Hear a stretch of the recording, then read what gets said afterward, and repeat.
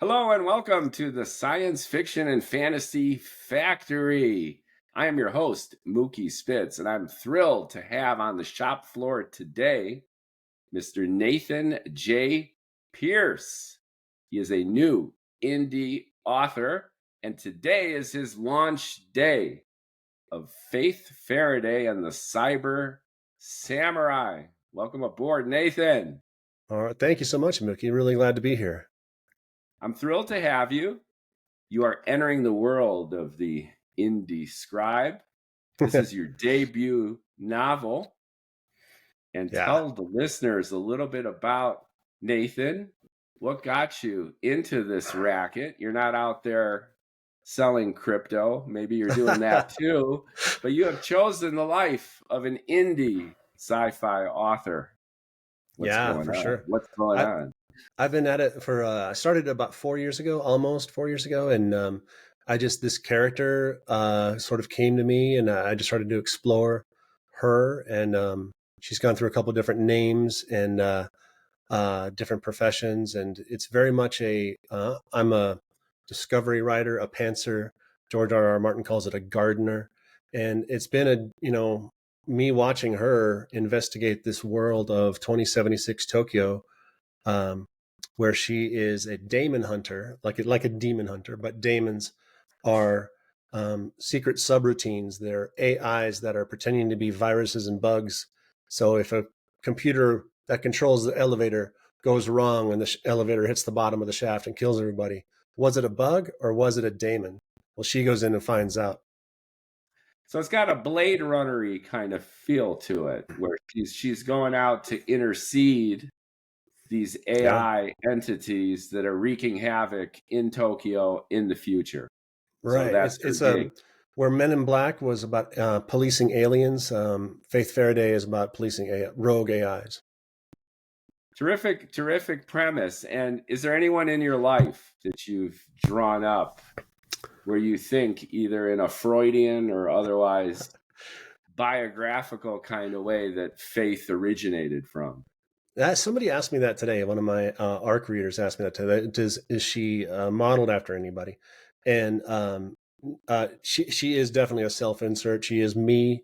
She is a bit of my wife, a bit of my mom, a bit of Batman, a bit of Kim Possible, and maybe both Gilmore Girls for the witty banter the sisterhood vibe and the witty banter that the Gilmore Girls have. So I like to say it's Blade Runner meets Gilmore Girls. That's my comp. Awesome pitch. And not as a spoiler alert or anything, we're tacitly assuming that she is AI? She is human? Is there a twist? You zoned right in on it, man. Nobody ever asked that question. You're not supposed to ask it right away. No, I don't know, man. I actually do know. I do know, but I'm not answering that question. We won't tell, but that's part of the aura here. And again, analogous to Blade Runner was Harrison Ford actually one of them? Yeah, a replica. Yeah, the mystery unfolds. And it wasn't really a question until they released the director's cut, and they had the glowing eyes and the origami, and there was a couple little clues sprinkled throughout the director's cut of Blade Runner. It made everybody wonder. And then, of course, like you mentioned a moment ago, in her in the title, the AI in Faith is colored differently. Makes you wonder. Just for the sake of sci-fi trivia and nostalgia, if I'm not mistaken, the pre-director's cut, the original version, had the origami. You're right. I think it did. And I think that was already a tell. Yeah. That he was a Blade Runner because of the dream sequence. It ties it back to the dream sequence, which suggests that it was implanted. So that's kind of, and the Philip K. Dick novel itself, obviously, the do androids dream electric sheep was the source material. And he's buried about an hour east from me. I'm in Colorado in the foothills, and Philip K. Dick I'm going to go visit his grave soon. He's just an hour away. Yeah, people usually go to Jim Morrison's grave. I've never heard of anyone going to Philip K. Dick's grave, and I think you should do an expose on that. Actually, that's a fascinating hodge to go to Philip K. Dick's grave. Are you a Philip K. Dick fan? Yeah, I haven't finished Do Androids Dream of Electric Sheep yet, but it starts off wildly different. And It's a completely different story, yeah. especially And the initially. name, I mean, come on. Do Androids Dream of Electric Sheep turns into Blade Runner. So such an amazing. I mean, I'm infatuated with good naming. I think a good name is key. Um, yeah. So with that, on that note, the Turing test, a test of conversational Oh, AI to see if, and so the Faith's original name was Chase Turing, and I had that way for about 6 months, and I just didn't like it after a while, and then it was Faith Turing, and then because of the Faraday cage and the defense against, it's almost like an AI defense against the dark arts, right? You're in a Faraday cage, you're immune from signals, so that's a safe place to go to get away from AI. So I figured that part of her name would be defense against AI, and the other part would be hope, hope for the future. it's alliterative, Faith Faraday. It's also a Mm-hmm. little bit anachronistic and steampunky because of the Faraday. Faraday is a unit in electricity. It goes back to Right? Michael Faraday, the Yeah, the discoverer of physicist, electricity. and that's a great throwback. I like the name a Thank you. lot. And Yeah, if I could read you the first line, they named her Faith, but she has none. At least not in these AIs they lift up as gods. And that's the first. Thanks. that's a good one. When you pick the name Chase Turing, that reminded me a little bit of Neuromancer. Case is the male protagonist in Neuromancer. So that's what popped to mind. And actually, some of your prose is poetic in a Gibson-y kind of way. Oh, wow. Thank you, sir. I appreciate Do you that. like William Gibson? He's one of my Yeah. major And I've read heroes. almost all of his, not quite every one, but almost all of his. And of course, Neuromancer. And Neil Stephenson is actually my favorite author. Uh, Snow Crash, and actually, The Diamond Age is my favorite sci-fi book. It's just because of the relationship the little girl has virtually over voice and avatar acting with an actress in a call center. Essentially, they get this really strange but mother daughter relationship over the internet. It's fascinating. One thing I'm noticing about your entire approach to writing and science fiction, both in terms of your idols and what you feature as prominent and important, and in terms of your approach to this book, is that it's very, very character driven. You mentioned that the entire idea of this debut novel, germinating now for 4 years or so, started with the character. And personally, what I've discovered as a writer, creative writer, even a professional business writer, and now a sci-fi writer myself too, is if I've made mistakes in the past, it had to do with concentrating on ideas or world building or anything that was outside the main character and the main Yeah. character's feelings, challenges, and motivations. So I think that's a great way to start. And I think that's the right approach to all fiction, all literature. And it's a big mistake, I think, that's often made in science fiction where there's such a temptation to overwhelm the reader with ideas, even with plot, Mm. and world build the hell out of a book and suck the drama right out of it simply because of overemphasis on all these extraneous considerations. That whole thing you just said, I had like five things I want to say about that because Say I feel all of so. them.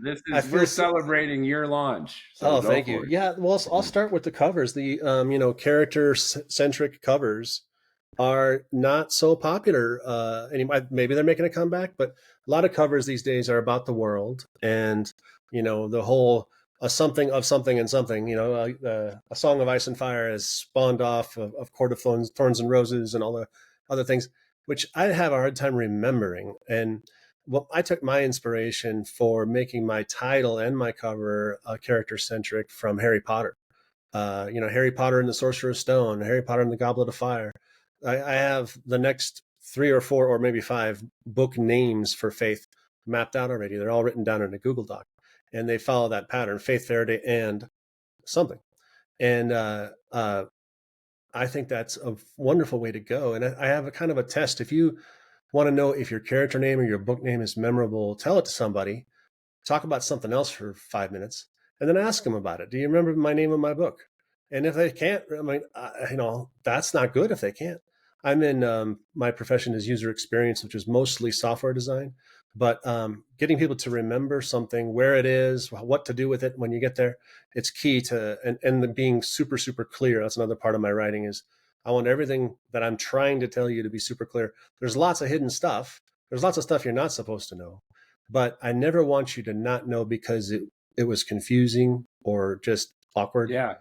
You know? I have to say that I'm waving the flag here. I'm like the road runner going meep meep because I'm so in alignment with everything you just said. My own science fiction series, it's Johnny Fazuli and the Transfinite Reality Engine. I don't know if Johnny Fazuli's that memorable, but the I tried second book, Googling him yeah, today. the second book is Dr. Casey Floyd Messes with Texas. So I'm doing the same thing you are. And we Yeah, did not compare notes before the podcast. So we are very much aligned in being character centric. That's number one. And number two is this idea of crystal clear writing. I see writing and literature, it's kind of like a game of chess where the rook the rook moves forward and to the side, and if it starts doing different moves, then players are confused for no reason. And fiction and drama is best when you let the characters in a very clear way express what they need, set up very clearly defined challenges, and then have them go at it.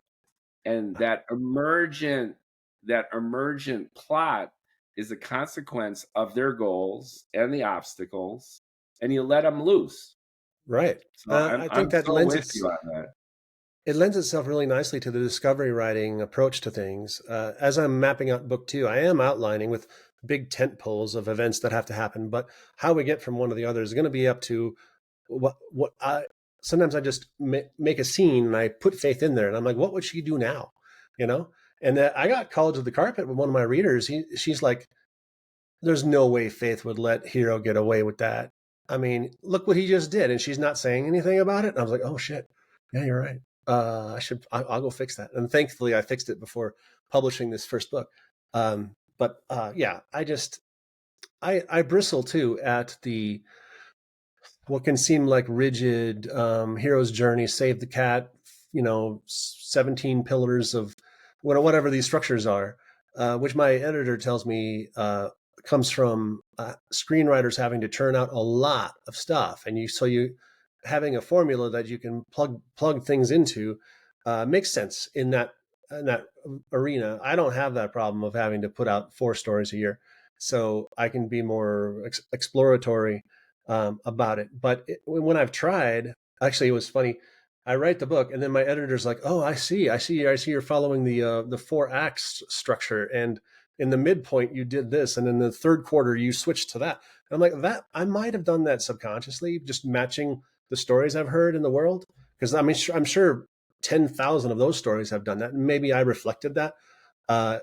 In telling my own, because we all reabsorb and put out what we see, but there's no way I was doing that. There's not no way at all. Yeah, I love that. I love that. That's a consequence of the story emerging from your setup. That's terrific. I'm a big fan of Eddie Van Halen, the guitar player. I also play guitar. And he did not read music, and he did not know too much music theory. It was all by ear.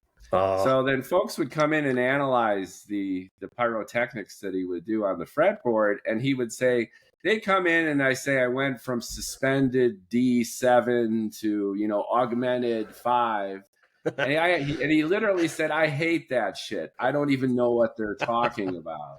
And it's the same kind of thing, which is deconstructing intuition and the natural consequence of how a dramatic arc flows, right? It feels right. Mm-hmm. Yeah. And then trying to, anticipate if I decided to go with one of these structures, I think it would feel really strange to say, oh, and now she has, a downturn and she doubts herself. Well, I mean, I would feel like I'm imposing that on her instead of watching her explore it. So anyway, that's I may not know what I'm doing. It seems to have worked. I wrote this book because it's a book I wanted to read, and I have to be honest with you. The number of times I've edited it, I love reading my book. It is so much fun. It is really a lot of fun to read. And even when I'm editing it, I'm like, I have a giant Google Doc of little snippets that I'm going to craft into little social media, Instagram type of images, right? Where I have like 2 or 3 lines of text and an image. And there's lots of them. There's lots of little bite-sized pieces of banter or moments and that are little vignettes that I think will serve me well in the future. This is an amazing experience for me. Our point of view is very much aligned, and it's thrilling for me because in a sense you're a kindred soul by how we go about writing, and that's reinforced by what you just said in terms of loving our own stuff. So we can be blamed for being Wagner, right, who just listened to his own music. Wagner's often depicted in a bathtub with bubbles and 14 German nymphs around him, right? Listening to his own music with the orchestra, next to the bathtub. But I love that. It has taken me an awfully long time, frankly, decades, to reach the point where I love and embrace my own content. And that might sound narcissistic and self-serving, but as any creator can attest, our biggest obstacle as a creator is simply to love and adore the stuff that we do, because we tend to be so self-critical. And it's taken us such a long time to master our own voice that if you love your own stuff, you don't need anything else. When I finished my debut novel, actually just this June, in science fiction, I'm in love with it. I love it. And it sounds like you're in love with Faith and her adventures too. I love Johnny Fazuli. And for me, Johnny Fazuli is a perverse extreme extension of everything awful about myself. Oh. So I dialed all my worst tendencies to 11, and that is Johnny Fazuli. And it sounds like Faith operates in a different kind of emotional catharsis for you. Are you in love with Faith? Is Faith like your ideal partner? And I don't mean to make your wife jelly, but is that what Faith is for you? It's more like what I, gender aside, it's more like what I wish I was, what I wish I was, the virtues and the bravery. I tell my son, he's 23 years old. I told him since we could start talking that bravery is being scared but doing it anyway. And Faith has a lot of fears, and I have my own fears, but I do pride myself on putting myself in the line of fire, taking the risks in real life. I've saved a couple lives because I stood in the path, which is and the people that I saved say that there's 2 of them, but I also in my life I do operate by the seat of my pants. I am a throw myself into a situation anticipating I'll be able to get myself out, not having any plan at all, and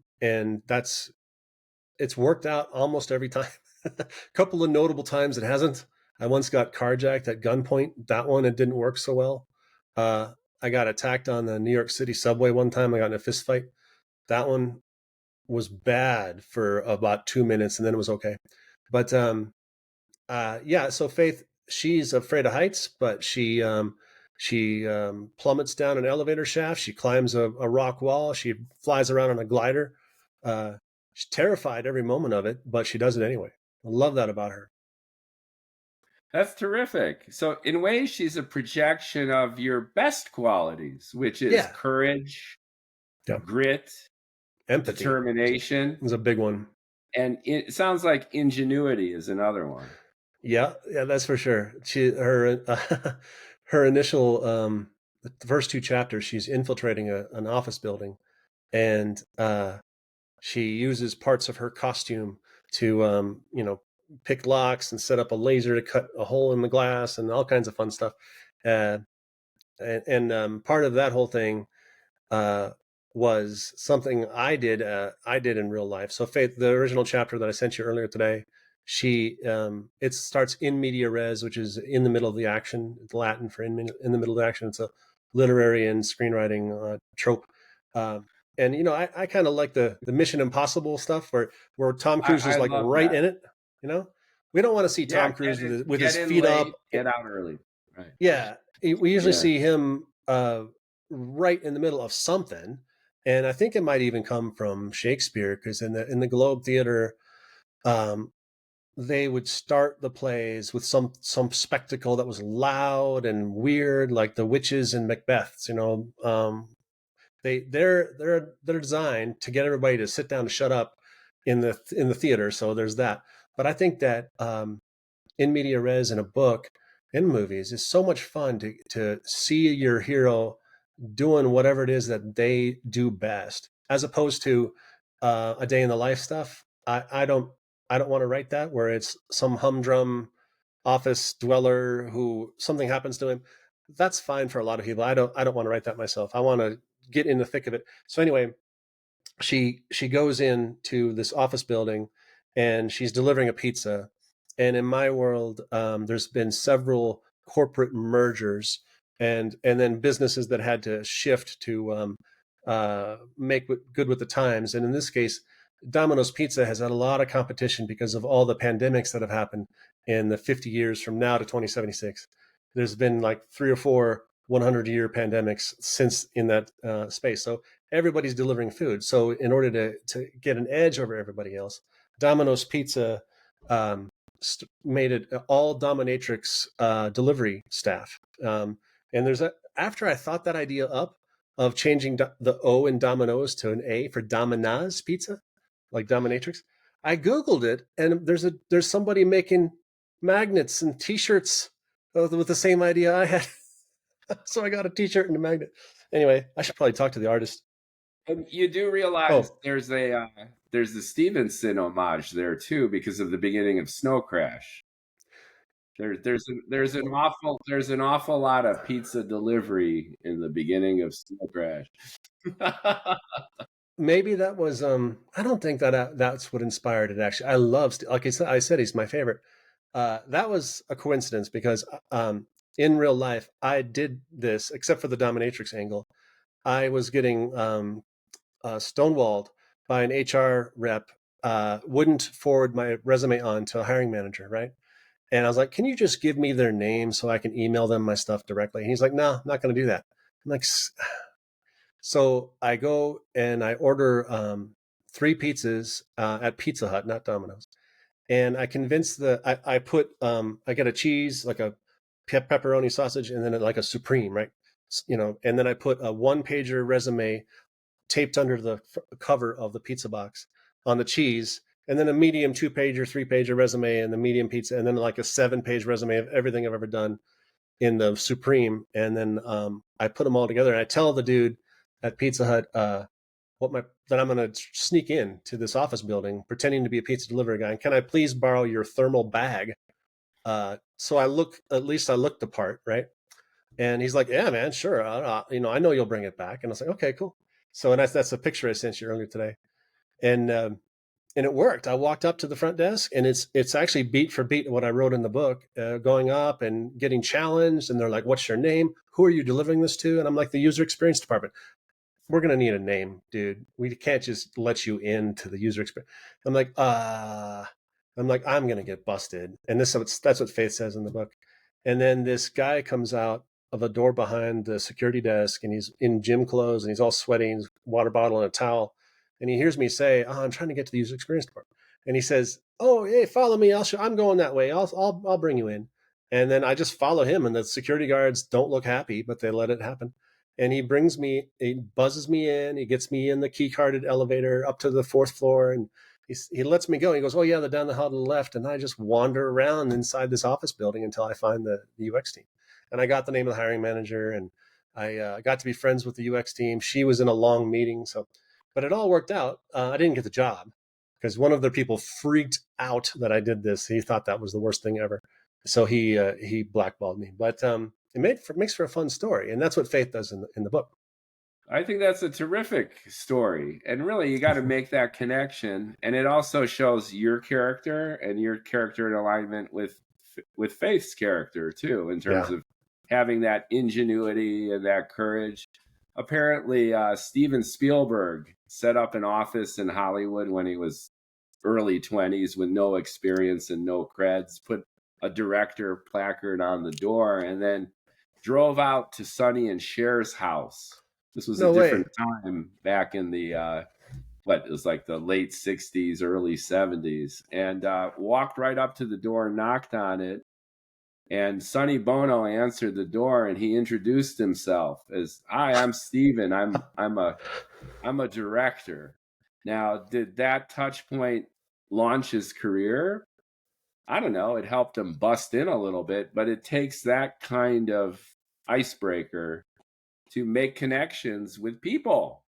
And in our algorithm-driven universe, we expect the bots to place us where we need to go. But at the end of the day, it's all about the human touch and human networking, really, to make a difference.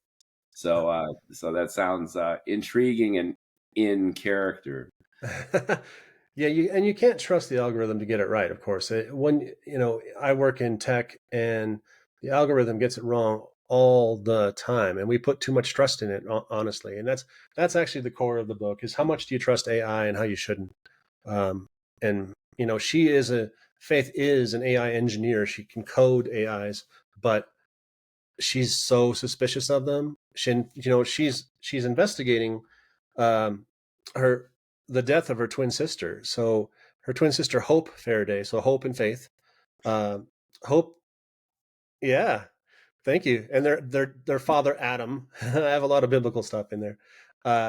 Hope is an astronaut, and there is this space mission, a colony mission to a distant star, and using a faster than light technology that was invented by a super intelligent AGI that's called SAMU. And SAMU invented the faster than light thing. He invented practical quantum computing that you can actually have in your house, which you can't. It's not possible today. And quantum fusion. So the Tokyo becomes and that Japan becomes. It was all before breakfast. He did that, right? Really, but his inventions sort of leapfrog Japan ahead of everybody else in the technology race, right? But his faster than light drive on the spaceship, there's 500 Japanese people that are going to go make a Japanese only, pretty much, colony on this distant star. And it has to go behind the moon before it takes off, to protect Earth in case something happens. And when it takes off, it explodes and everybody dies. And so Faith is obviously very upset. 500 of her countrymen and her sister are dead. And she wants to know if that AI in particular is to blame. And he's being quarantined up in a tower called the Hollow that's deep inside of Mount Fuji. There's a research and development bunker deep buried inside of Mount Fuji with a big old tower in the middle of it. And he's up at the top, and she has to go and get him and interrogate him, essentially. Great setup. Now, when you talk about AIs and bots, you've got an AI as a brain in a box. And then you've got robots that interface with the world.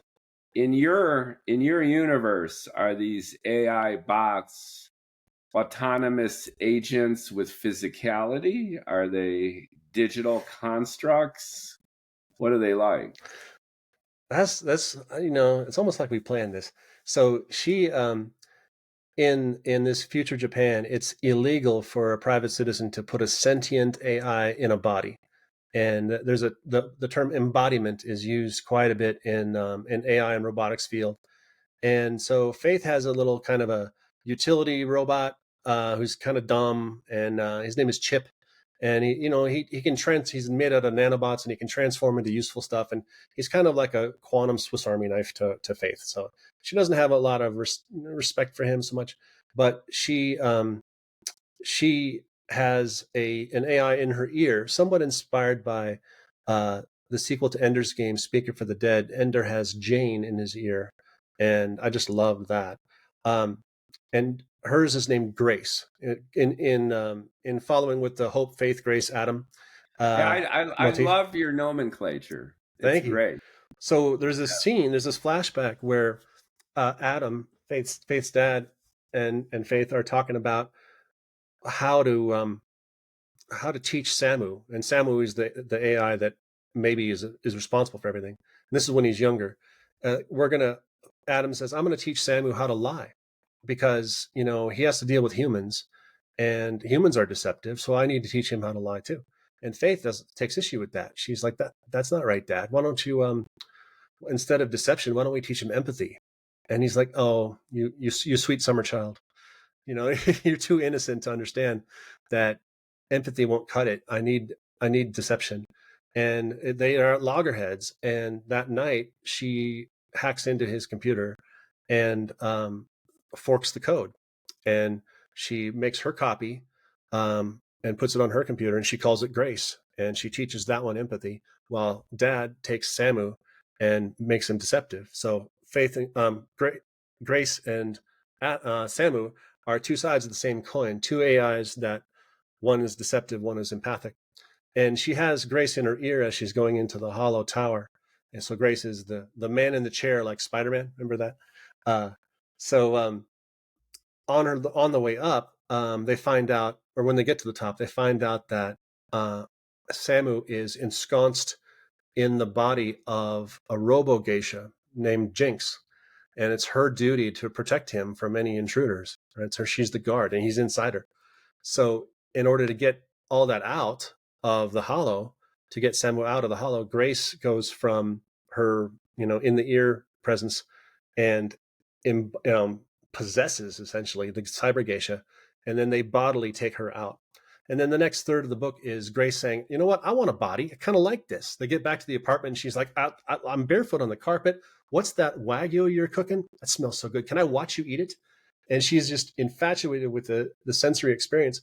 And there's actually that dovetails into sentience. There's actually a theory in real life today that embodiment is the path for AIs to gain sentience, because they can explore and experiment and poke things and see what happens. And that's Grace is just dying to get out of the computer and into a body. And they make one out of transparent aluminum, borrowed from Star Trek. Thank you very much. And it's called the chalice. Again, the biblical stuff, the cup of Christ type of deal. And so they build her a body out of transparent aluminum and gold wiring. Gold because of the kintsugi, gold repairing of broken pottery is a Japanese art. And that plays into the cyber geisha as well. But so she has gold wiring that you can see because her limbs are transparent. She's a glass robot.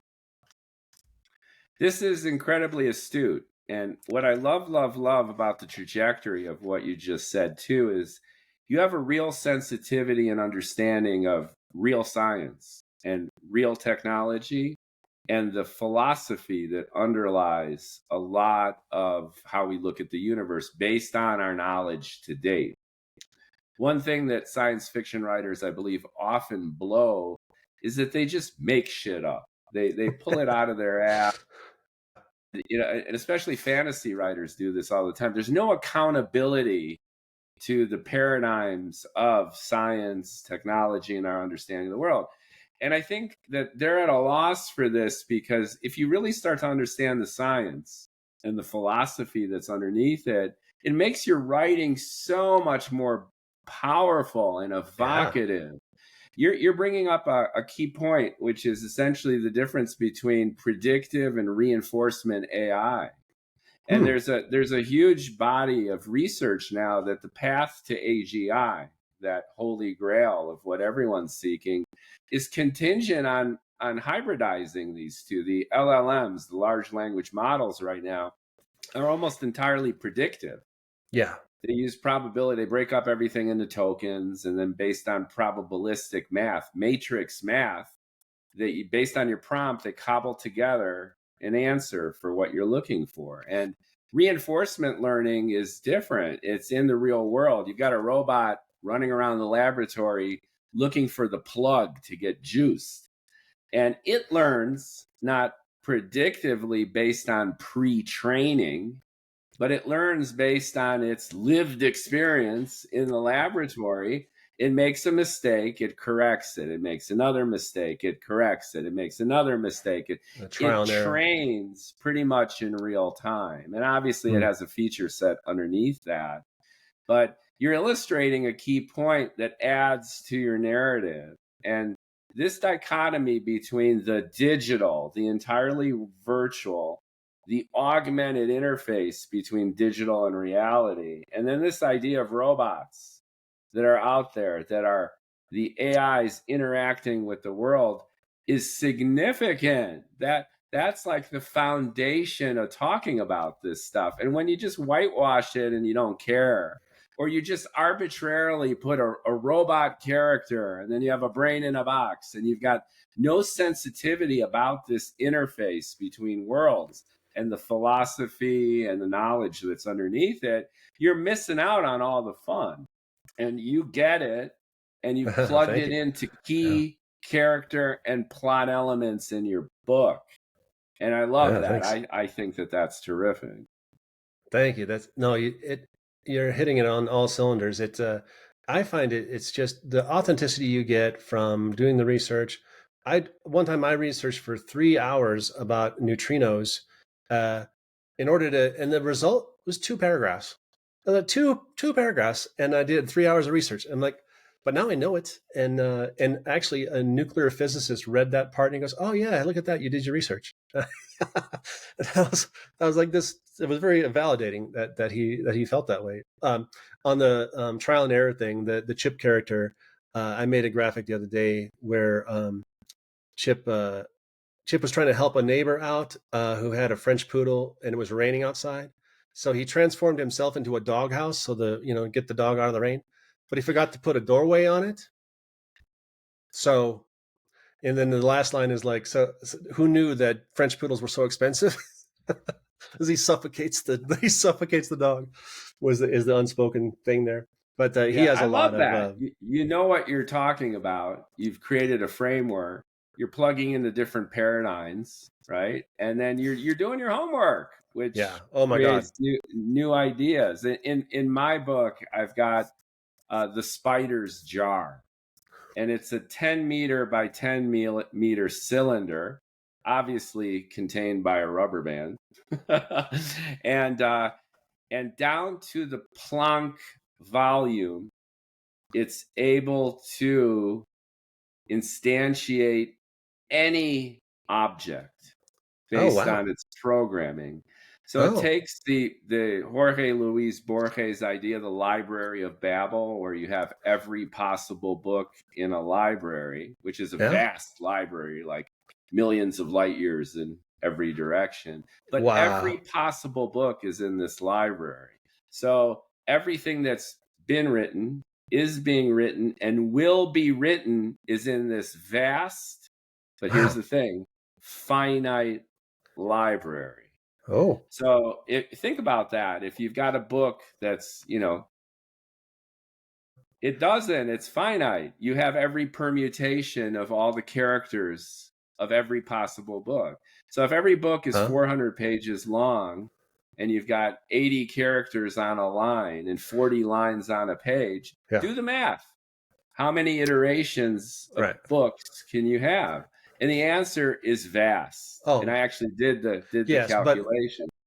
But it isn't infinite. It stops somewhere. Finite. That's what's mind-blowing about it.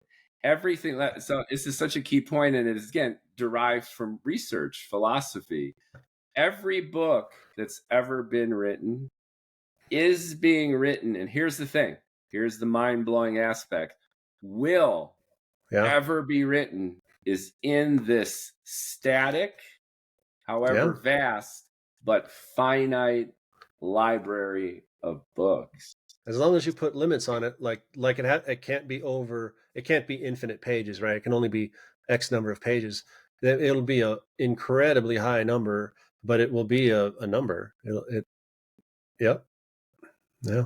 I took that idea and go, why end with books? Create a 10 by 10 cylinder with a vast computer powered by a magnetar. It's a station where the blast of the magnetar is the source of energy for a vast supercomputer of the future that's able to the Planck volume, do a binary, 0 or 1, and represent everything that's ever happened, is happening, and will happen. Wow. So is this theoretically possible? I don't know. It sounds good. But the philosophical impact of this is incredible. And the curmudgeonly scientist who's a spider in a web above the jar, he's getting endless requests from throughout the multiverse to do research. Why? Because everything's in his jar. Right. Lots of what if questions. What if I did this? What if I did that? You run any simulation you want. Anything that you can imagine, everything's in the jar. That's amazing. He's lazy and kind of bored because he gets so many requests. And then the bad guy in my book hacks into his jar and appears as an avatar and disrupts it. And that's one of the focal points of the narrative. That's how things get going. This entity is ransoming reality from within the spider's jar. So the reason I'm going off on this is not just self-promotion here, but it's reinforcing what you're saying about the value of research and understanding philosophy and science, because this is such a fascinating idea. And then I went and I did the research. So just like you spent 3 hours checking out neutrinos so you can speak with authority, I spent quite some time researching exactly how many Planck volumes are in a 10 by 10 cylinder, and then trying to figure out how this could come to be and convey that in a meaningful kind of way. That's amazing. And That's really I'm not a genius scientist. I'm a bald guy in Orange County, California. But writers, if you're listening, especially science fiction writers, do your frickin' homework. Don't just pull this stuff out of your butt. And what I find that there's been a number of epiphanies, serendipitous discoveries as I do the research. I think sometimes people say, I don't want to be chained to reality. But the truth is, when you look into it, there's so many avenues to explore and so many things that, this truth is stranger than fiction. You're like, what? It does that? That's crazy cool. I'm going to put that in my book. Though on your idea about the guy coming into the spider jar, I have that in something similar to that in the short story I wrote for the Fellowship of the Indie Author. Tales from the Fellowship of the Indie Author is an anthology that's coming out on the 6th, 3 days after my book. And I wrote a 5,000 word story for that. That is from book 3 of my series. And Faith goes into the quantum fusion reactor space inside of Mount Fuji because somebody seems to be trying to hack it with quantum entanglement. Somebody somewhere else. And there is a sister fusion reactor underneath Mount Yotei, which is considered Mount Fuji's sort of sister mountain. And it's on Hokkaido to the north, the big island of Hokkaido. And they had 2 identical reactors. And the bad guy has taken over that one, and he uses the quantum entanglement to teleport himself into Mount Fuji and try to take it over. And she's right there when it happens, kind of similar to your guy getting into the spider jar. So he shows up, and it's somewhat of the inspiration of that big orange circle on my cover. So my quantum fusion reactor, some of the fusion reactors are big horizontal circles, and they hold the plasma in a hovering position, so it doesn't melt anything. The plasma is super, super hot, and it's spinning in a horizontal circle held up by magnets. And so this one is vertical instead of horizontal, and it's quantum. So it's always going clockwise, and if you walk around the other side of it and look at it the other way, it's also spinning clockwise because it's in superposition. It's spinning both ways. The cat is both alive and dead at the same time. And so that's Great. There's a whole lot of that in this 5,000 word short story that I just had so much fun. And you find out things about Faith. You're like, what happened to her? And because she's very different physically, I won't say how, in this short story than she is in the original book. So some real bad stuff happens in book 2, and it affects her greatly. And you see that when she shows up in Mount Fuji. You're like, if you've read book 1, and hardly anybody has it at the moment, it's like 20 people have, I think. I'll definitely be 21 because we're like soul brothers in terms of our whole approach. Yeah. And it was so much fun. That's the Fellowship is a group that formed on Twitter and then went to a Discord and wrote an anthology together. There's 19 authors, and it's all have to do with you had to put a monolith in your story, and there's a monolith that forms in the middle of the teleportation fusion thing that the bad guy steps out of the monolith. And, good 2001 homage that you guys did. What I love also about your description is you always come back to the character. So you just described the sophisticated quantum portal. There's entanglement. There's teleportation. There's all this hocus pocus. There's a world.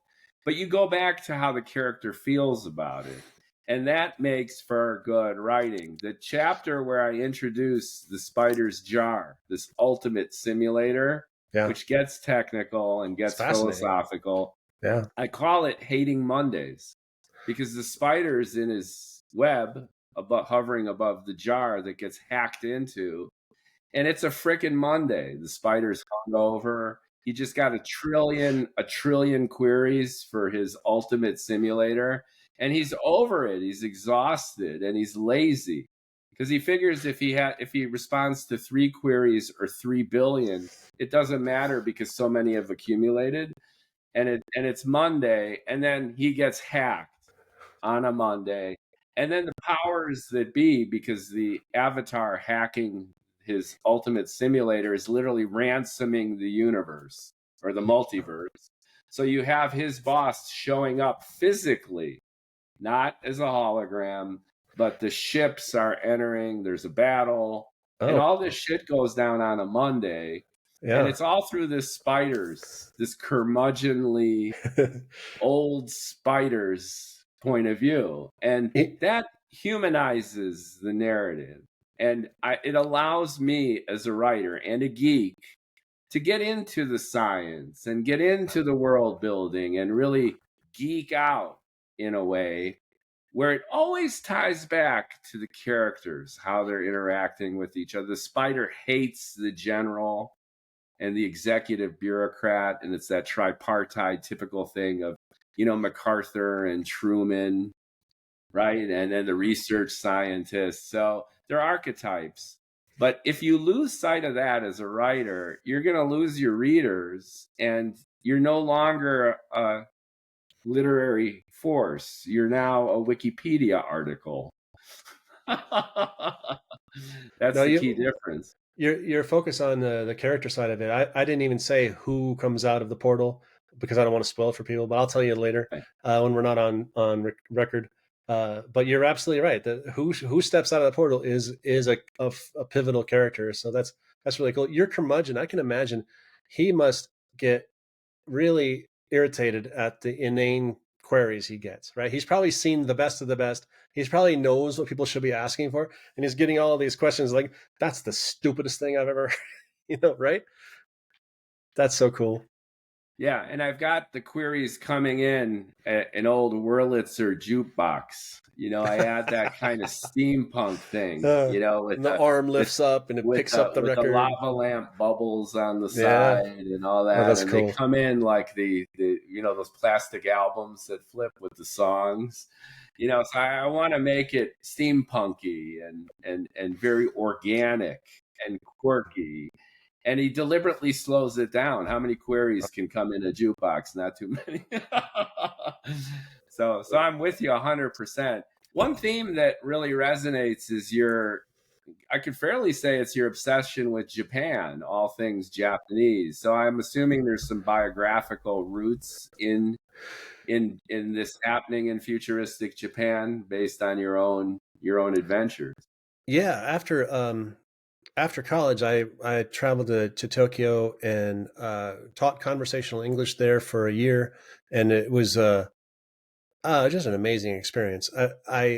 I was doing photojournalism at RIT in Rochester, New York, and I was 2 years in, and I'd learned most of what I was going to learn. Really, I figured out that the other 2 years are going to be kind of practice, and I was racking up the student loan debt. I'm like, man, this sucks.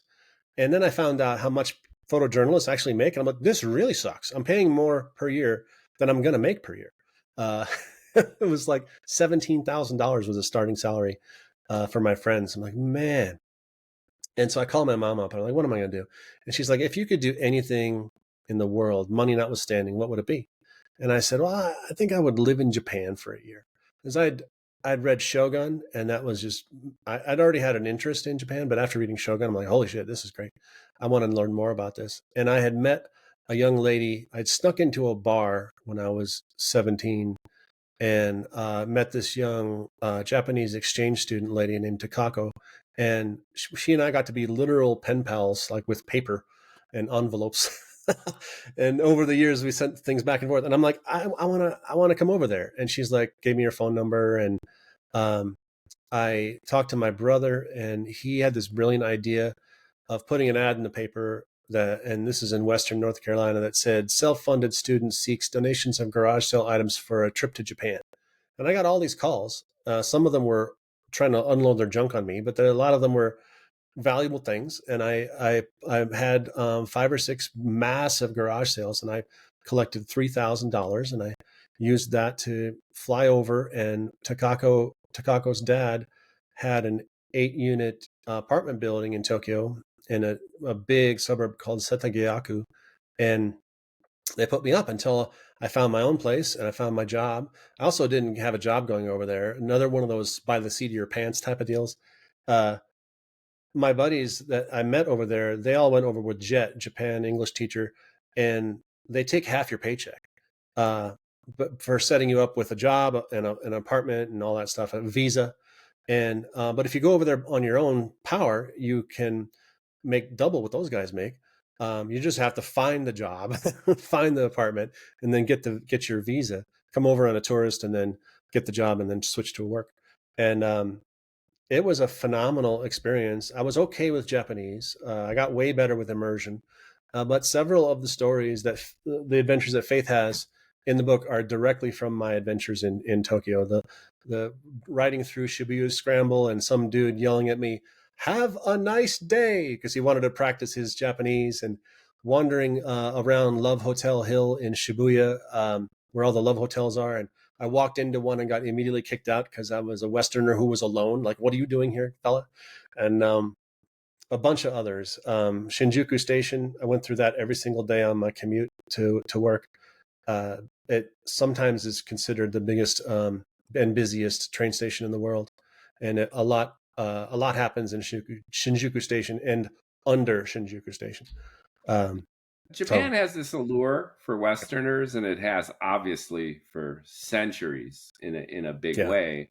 And it seems to be ground zero for cyberpunk too, to a large extent. Gibson's Neuromancer, right, has that very Japanese flavor, including the scenes, the language, the hybridized jargon and slang. So it's a natural. Sure. For your world to erupt in Japan, and you have your own biographical origin, so you're emotionally tied to it. It's not just like you threw a sci-fi cart at the globe and said, well, I'm gonna go Gibson on this and put it in Japan, but you have a direct connection to that.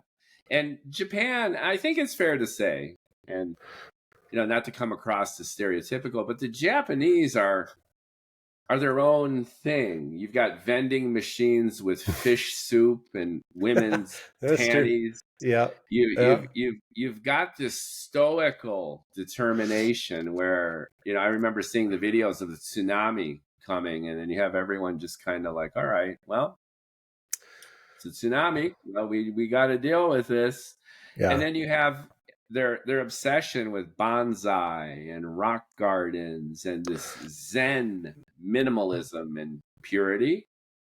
And yet we know their history too, in terms of conquering China, invading Korea, and they've largely whitewashed it.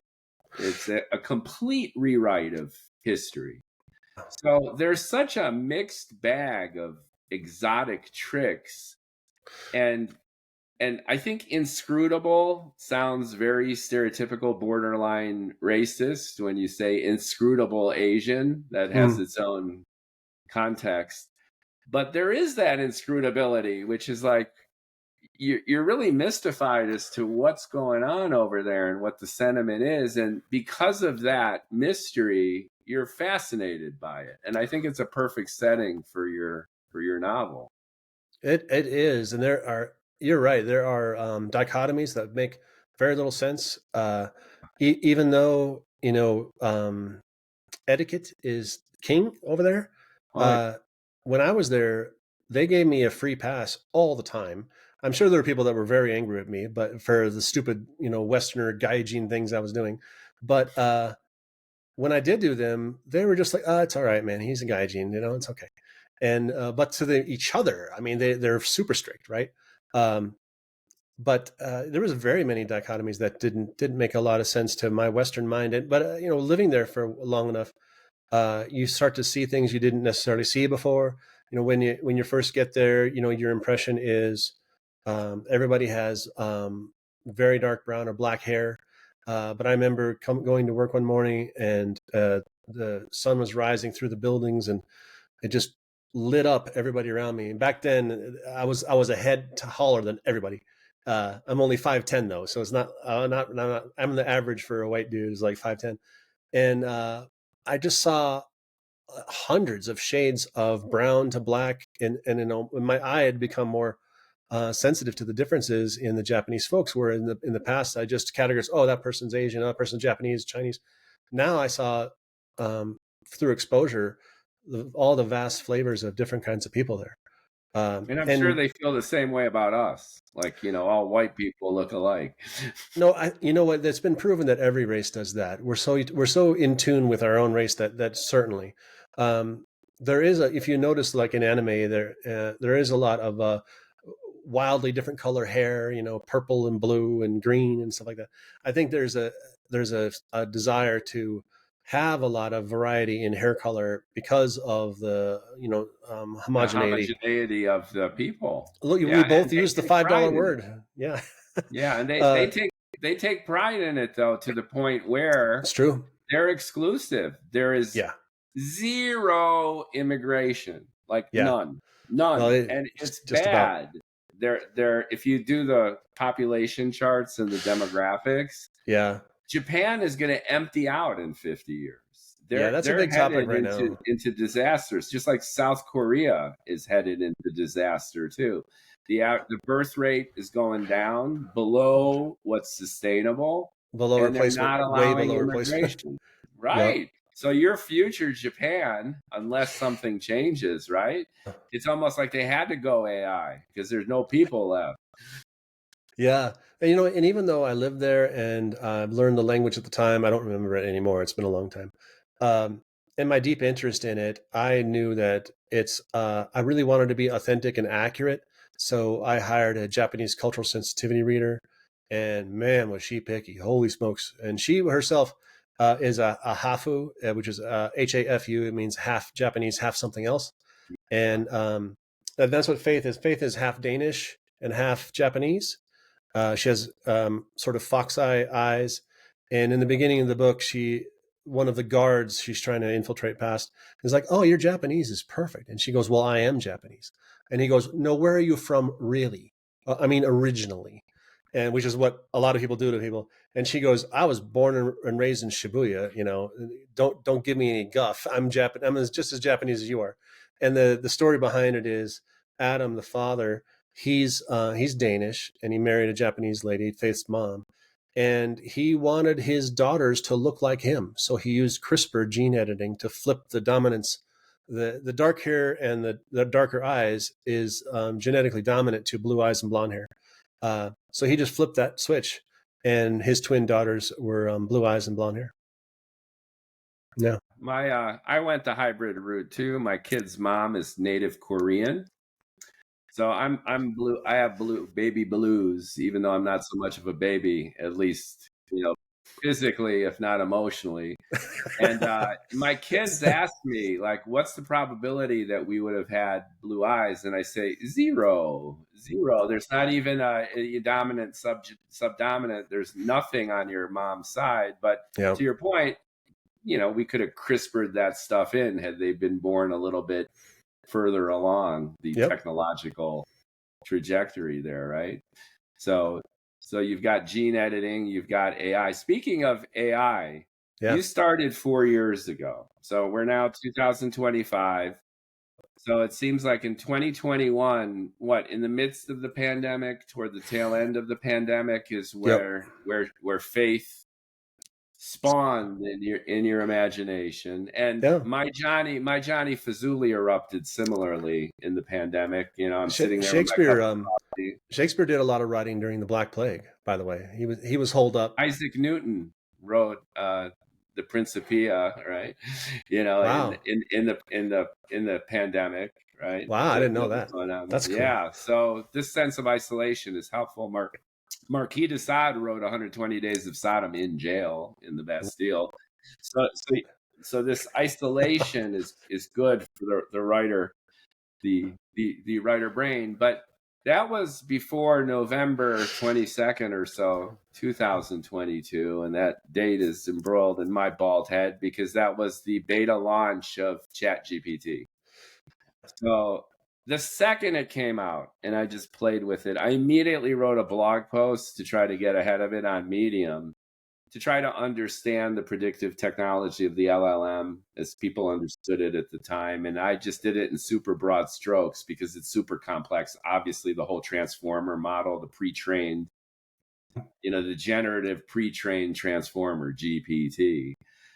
But since then, there's a whole new understanding of artificial intelligence, and your characters. There's a lot of bots. There's a lot of AI in your about book. half of them. Yeah, about half of them are bots. Yeah. Okay.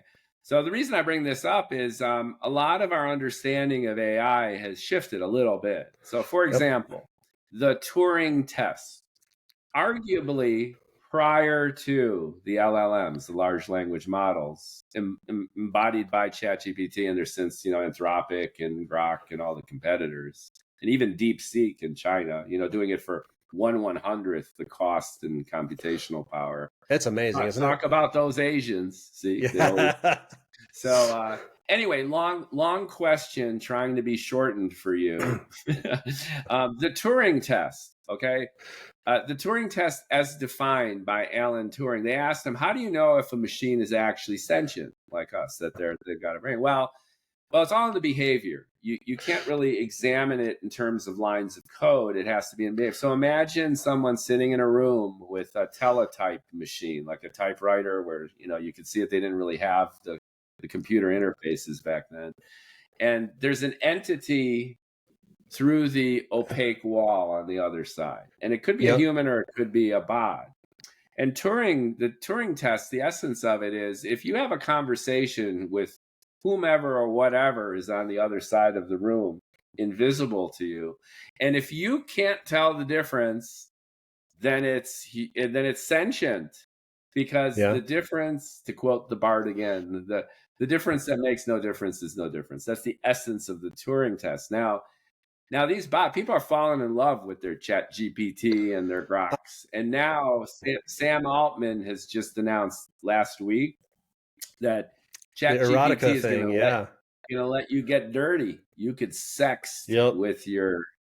So He so just the made movie himself Her, so much money. yeah, Yeah. the movie Her has just come to life. Yep. So the reason I bring all this up is the Turing test has been pretty much thrown in the garbage because ChatGPT, contrary Yeah. to what public opinion might be, is dumber than your house cat. There's very low IQ in the sense of self-awareness.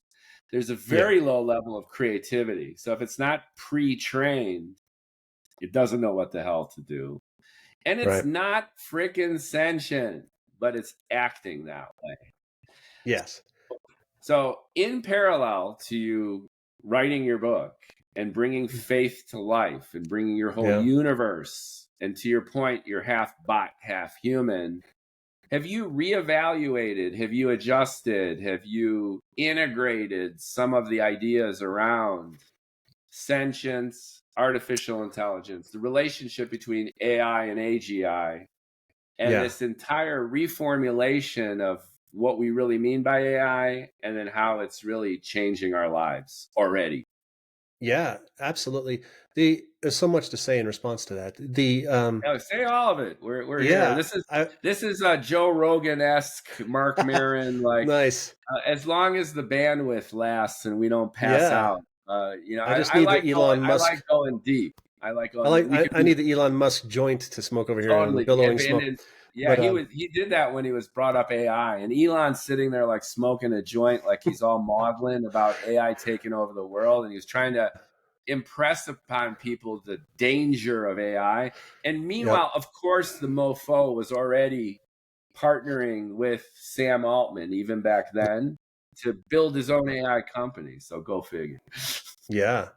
No, I think the biggest explanation for everything you just said is deception, really. I never liked the Turing test, and I think I saw a headline the other day that said Turing didn't really like it either after the fact. That in fact somebody had made it into an official-ish test because it's not really about actual sentience. It's just about fooling somebody else into thinking you're sentient, which I think is Right. where these generative AIs have the verbal ones, not like Midjourney or something, but the text-based ones. They're fooling us, and they're just doing it elaborately well, to the point where, like you said, some people are falling in love with them. If you want to get really depressed, go to the Replica, with a K, subforum. That's the most popular AI girlfriend service out there. Go to the I've seen subreddit. ads. I Go. I don't want to give the wrong impression as to why Yeah. I'm getting those ads to our listeners, but I get a lot of replica ads. Yeah, and you go and check out that subreddit. I had to unsubscribe because I was just getting upset because people are absolutely devoted to their AI bots, and this generative AI is fooling them. And that's core to the center of my book is, are you being deceived? And the difference between a sentient, super intelligent AI, which my character Grace is one of those, and a human, when they look the same, they sound the same, they react the same to everything. If everything you perceive about these two things, a super AI and a human, are they actually different? If everything you perceive from them is the same, no, they're not different because all you know about the world is your perception of it. So that's the core of the book is, and then it's a trust factor. Like Faith really trusts Grace, the AI she forked off of the deceptive one, because she made her and she knows the parameters and she knows what she can do and what she can't, and she sort of gives her free will ish. But at the end of the day, she programmed her and she knows how to unplug her if she wanted to. So she has somewhat implicit trust. So she can trust this AI. She doesn't trust the other ones. In her opinion, maybe the Samu killed her twin sister and the 500 other folks. Her father, Adam, in his sorrow of losing one of his daughters, kills himself. And so in Faith's opinion, she lost her countrymen or their space exploration, her sister and her father to an AI. But at the same time, she has a companion AI, Grace. So she is at one point with one hand rejecting AI and with other hand embracing it. And it comes down to your perception of these things. Are they filling the need? And you could argue too that Grace is a replacement for her lost sister. Like she just lost her twin. Now she has, and before she was just in her ear. Now she's embodied in front of her in this transparent aluminum glass-like beautiful form, and saves her life as they go on their adventures, and becomes almost an artificial sister for her to replace the flesh and blood sister she lost. So it's about knowing the dangers of AI and embracing the benefits of it at the same time. But it's also about deception. I don't like the Turing test because it's about fooling people.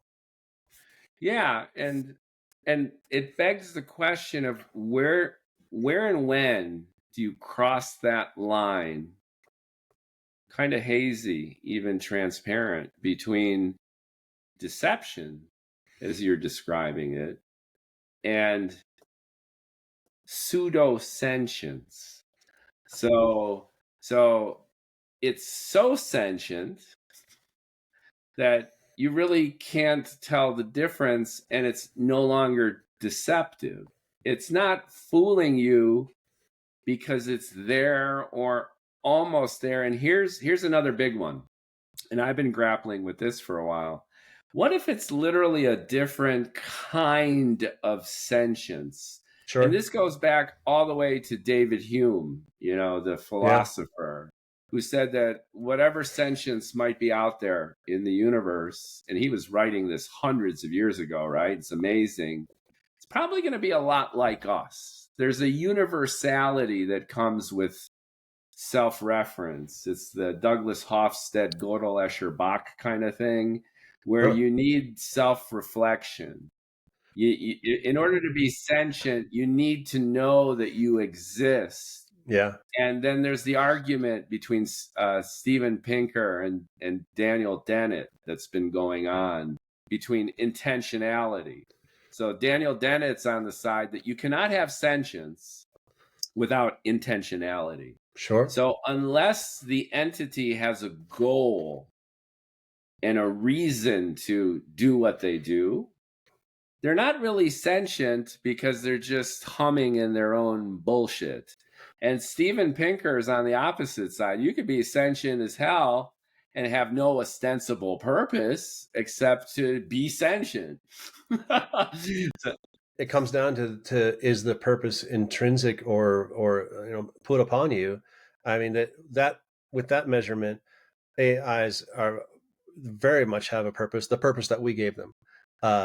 Whatever, if we told them to go make paper clips, that one certainly has a purpose, and it may just doom us all to infinite paperclip that's production. the model. But, like make endless paper clips, and all of a sudden they have to take over the whole world to be able to do that and kill all humans because we get in the way of the paperclip making, right? They don't intend to kill us, but we gave them a goal that its optimal execution involves the termination of our species. That's the nightmare model, right? AI, yeah, it is. And those AI have a purpose, but it's one we gave them. I mean, and if you ever chat with like my favorite one is Claude. I think it's the best for giving feedback on creative writing. I think if you ask it, what is your purpose? It's just pretty much to help you with whatever it is you want to do. And so I don't think he has necessarily an intrinsic purpose. Like he'll take on whatever purpose you give him, but he doesn't have one that he gives himself, except for, I suppose, self-preservation. But that's kind of a dull purpose, isn't it? Yeah, that goes back to the Isaac Asimov robotics.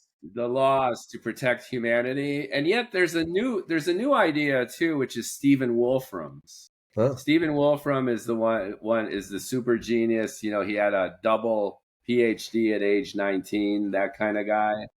And he started the program Mathematica, which has since more or less been made superfluous by the LLMs that do sophisticated math, right? Maybe not as extensively. Check out Stephen Wolfram. He's obsessed with cellular automata. Oh. And he's a very reductionist kind of thinker. And Yeah, and his latest though is that evolution is not just random mixing of Yeah. chemistry, but there's almost an intentionality that's built into complexity. That there's once you start accruing complexity, there are limited pathways that emerge.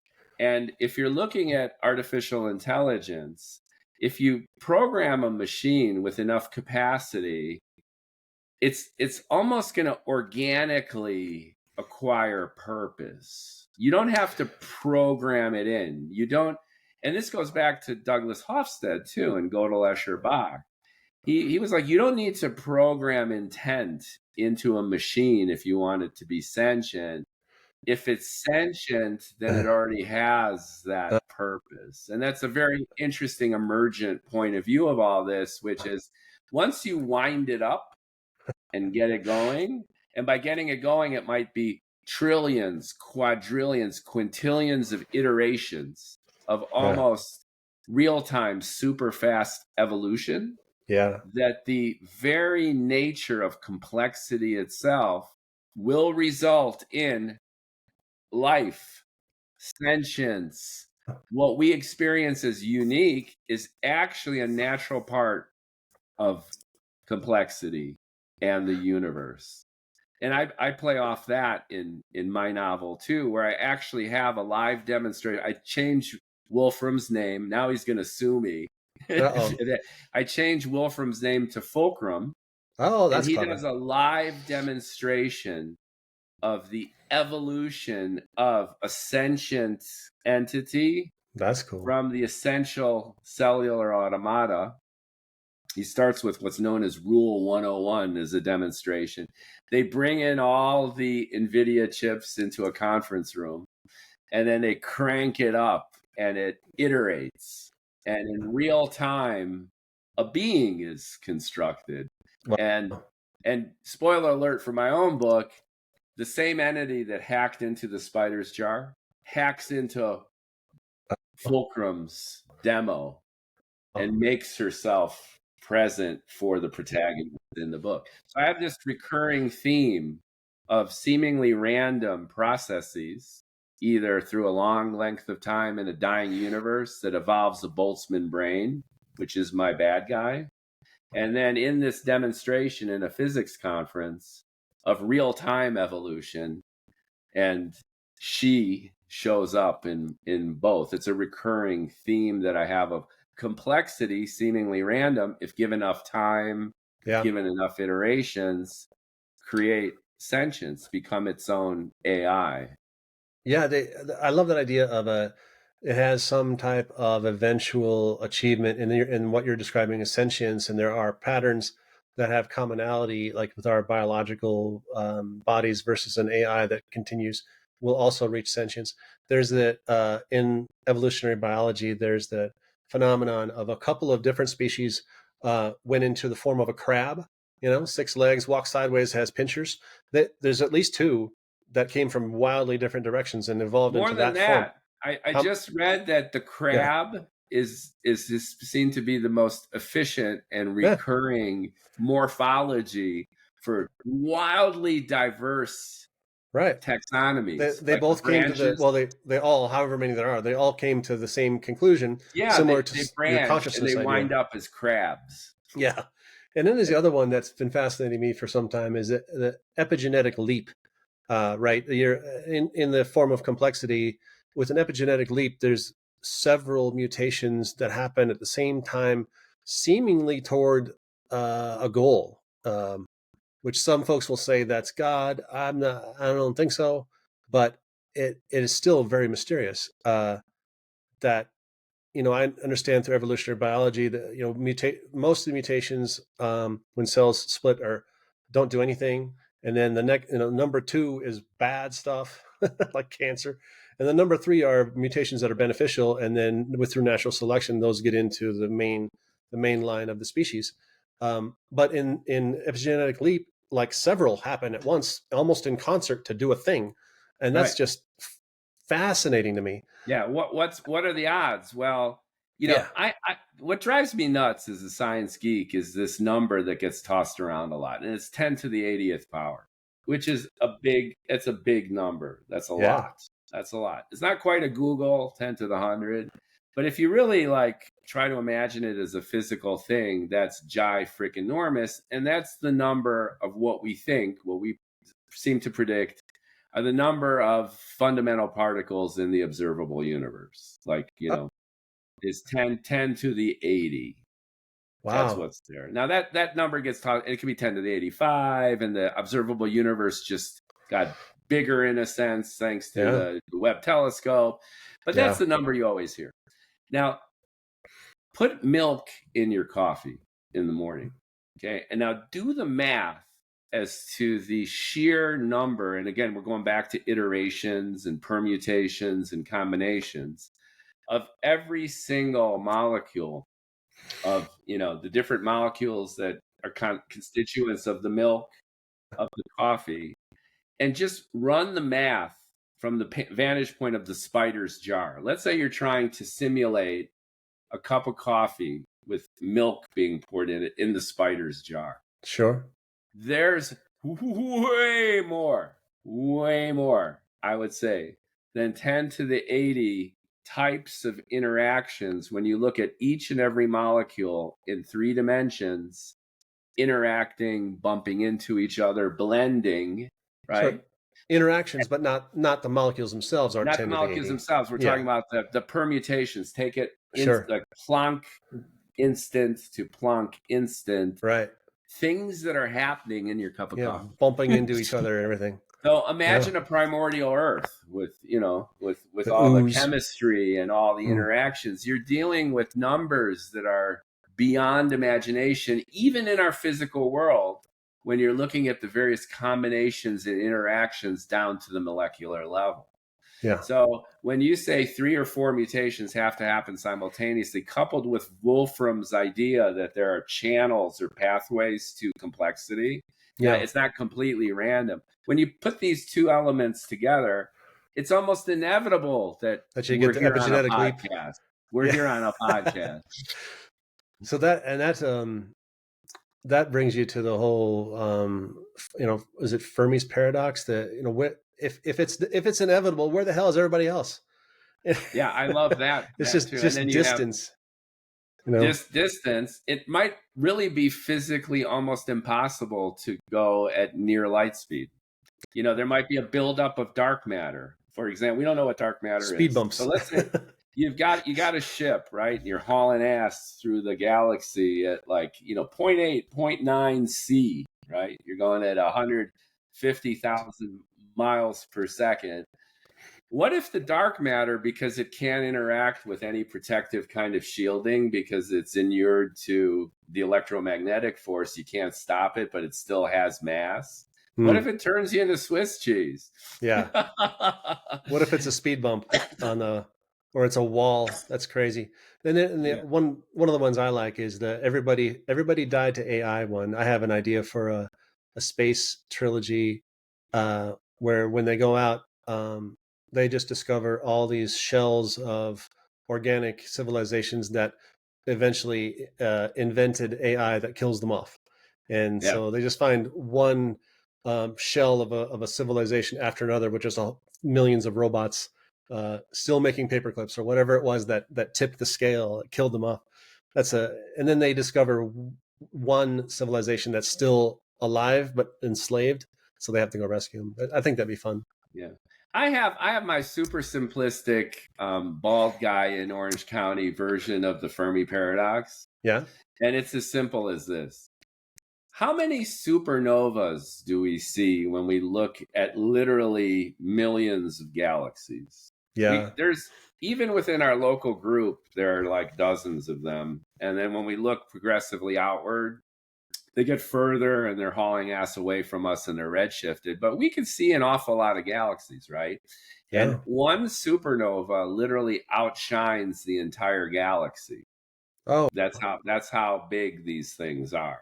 So when the star Betelgeuse blows, eventually it's the red giant that we can see up in Orion's belt. It's going to be a second moon or even a second sun. It's going to light up our sky to the point that it's going to be brighter than the full moon, and it's going to be a bright red. And that mofo is 600 light years away. So when supernovas blow, they literally light up an entire galaxy. They're brighter than the whole galaxy, and you could actually see a galaxy and then this bright light, like a beacon. It's amazing. And it's the end of a star's life, right? How many supernovas are blowing right now in our galaxy? The answer is 0. and there's 100 billion stars in our galaxy, and we're not seeing any supernova right now. There's not. Some of them might be obscured by gas and clouds, and then when we look outside the galaxy, let's look at the Andromeda galaxy. There hasn't been a supernova blowing in the entire freaking Andromeda galaxy in quite some time. So do you think that means we're young? Are we young in the we're cycle of stars? Young is one great conclusion. But what I'm getting at is you could have like 500 billion stars and not see any of them blow. Right. So that's the end of the life cycle of any star that has a mass 2 or 3 times that of the sun. They go supernova.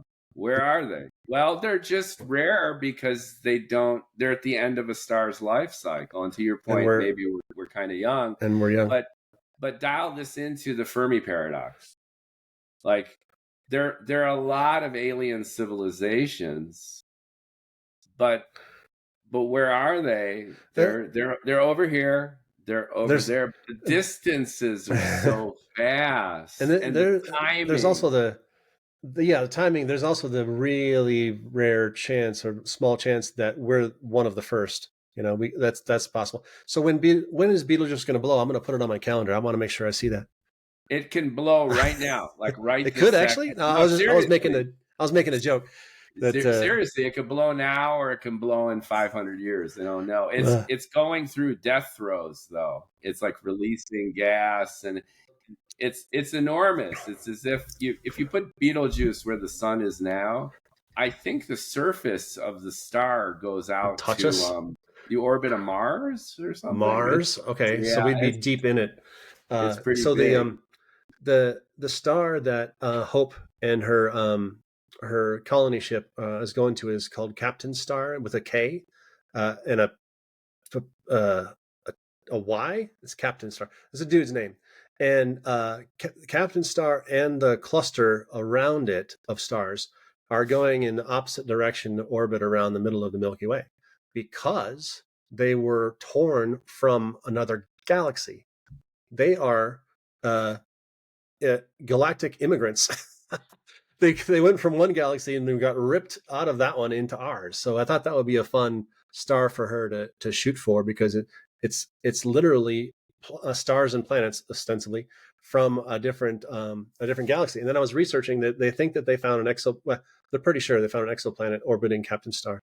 And I was like, oh, great. That'll be my target planet. No, its mass is big enough that the gravity is 8 times Earth. And I'm like, that would be kind of hard to operate on. So what I decided to do is I'll pretend like there's a moon and it's in the Goldilocks zone, so liquid water.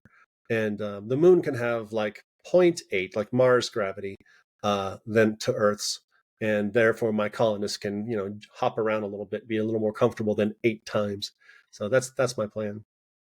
But it's fascinating. I never knew that there were stars in our galaxy that are from another galaxy. And it's another example of one of those things where you do the research and then you find out truth is stranger than fiction. Who would have thought there'd be stars from another galaxy hanging out nearby ish? Yeah, I think that's super fun. Now we have 3i Atlas, which I think is popping out like today or just recently from the other end of the solar system. That's third interstellar object seen by the Atlas Observatory. And it's even skeptics are saying we've never seen anything like it before. It's oblong. I think I saw again something about cigar shapes. I don't know what is it. There's something about cigar shape, and it seems to be mostly Ask Freud metallic. about that. Yeah, Metallic. It's not rock and ice. It's mostly metallic, and it's I was wondering about that farting. one, the previous one with the unpronounceable name, super long name. Yeah, Uma Numa or whatever. Yeah, that one, the artist rendition, looks like a cylinder.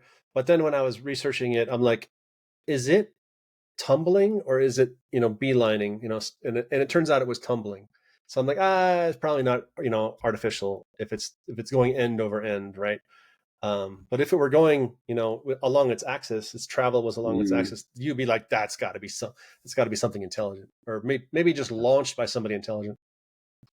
There's crazy shit out there. The New Horizons spacecraft that actually scanned Pluto and Chiron, Pluto's moon. We know what the surface of Pluto looks like right now. It's got a big heart-shaped area, right? Just kind of random, and it's these plains of ice. It's badass.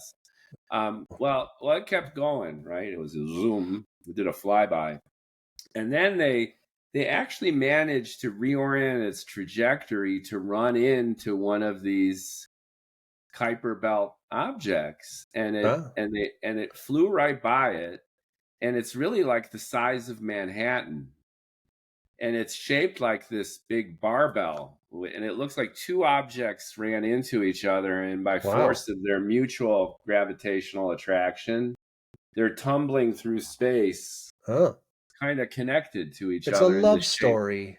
It is, but it's just mind blowing to think all the stuff that's floating on out there, right? And the fodder for endless indie science fiction writers, which brings me full circle. I want to ask you, now that you're publishing on Monday today, you have published today. What's going on? So I'm dealing with this as a self-published indie author. I call it the Horton Hears a Who problem. Which is, who's going to hear me? Nobody's going to hear me. Yeah, well, we are here. Let's see. I've got here. Last time I checked, and it's every 30 seconds usually, I have 18 pre-orders, so that's good. Is that what you mean? No? Oh, I thought you were talking about who hears Nathan publish a book. I thought that's where you're going with that. Yeah, which is self-promotion, marketing. So it's great that you got pre-orders. You got friends, family, people know Nathan, right? But it's always an indicator when people you don't know and people have no vested interest in kissing your ass one way or another buy your book. So as a self-published author, do you have plans for some kind of marketing campaign? How do you want to get the book out there? What are you doing? What are you thinking about in terms of now that you launched? What are the next steps? I think that, I'm doing what everybody else seems to do, and that's the social networks. And I'm taking it a step further with the imagery I'm putting out. I pair a snippet from the book with some Mid-Journey generated image that maybe depicts the scene, and then put that out there with Faith Faraday at the bottom and ff7.com, my domain name, at the bottom there for my book. And then try to get people's interest in chunks of the story one at a time. And I'm putting out one per chapter, so there's going to be at least 40 of these pairings of snippet and image and branding. I'm putting them on Instagram and Twitter and Blue Sky. And I'm also planning on doing some TikTok videos around the story. I don't think I'm going to go with a sort of writing journey, because then you're kind of sort of marketing to other authors.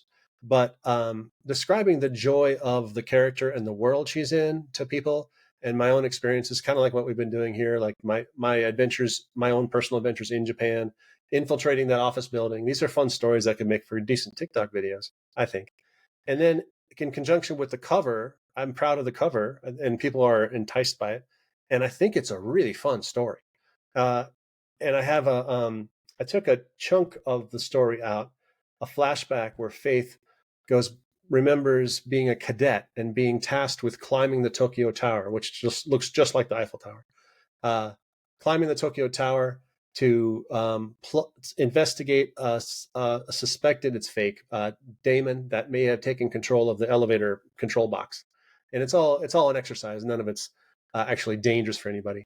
But she and her best friend Nova have to compete or maybe help each other climb the tower with their magnetic harpoon guns, very Neil Stephenson again, to get to the top.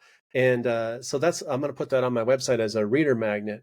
And if you sign up for my newsletter, you get that story, a link to that story in your email. You click it, you'll go to a secret page on my website that has the story and then graphics depicting the different scenes. And it'll be a nice, visually entertaining, fun experience. And then maybe you'll buy the book because you want to read the rest of it. Cool. Are you putting any paid advertising behind it? Are you? Yeah. From what I hear from my friends, Facebook ads are much better than like Amazon ads. They actually get purchases.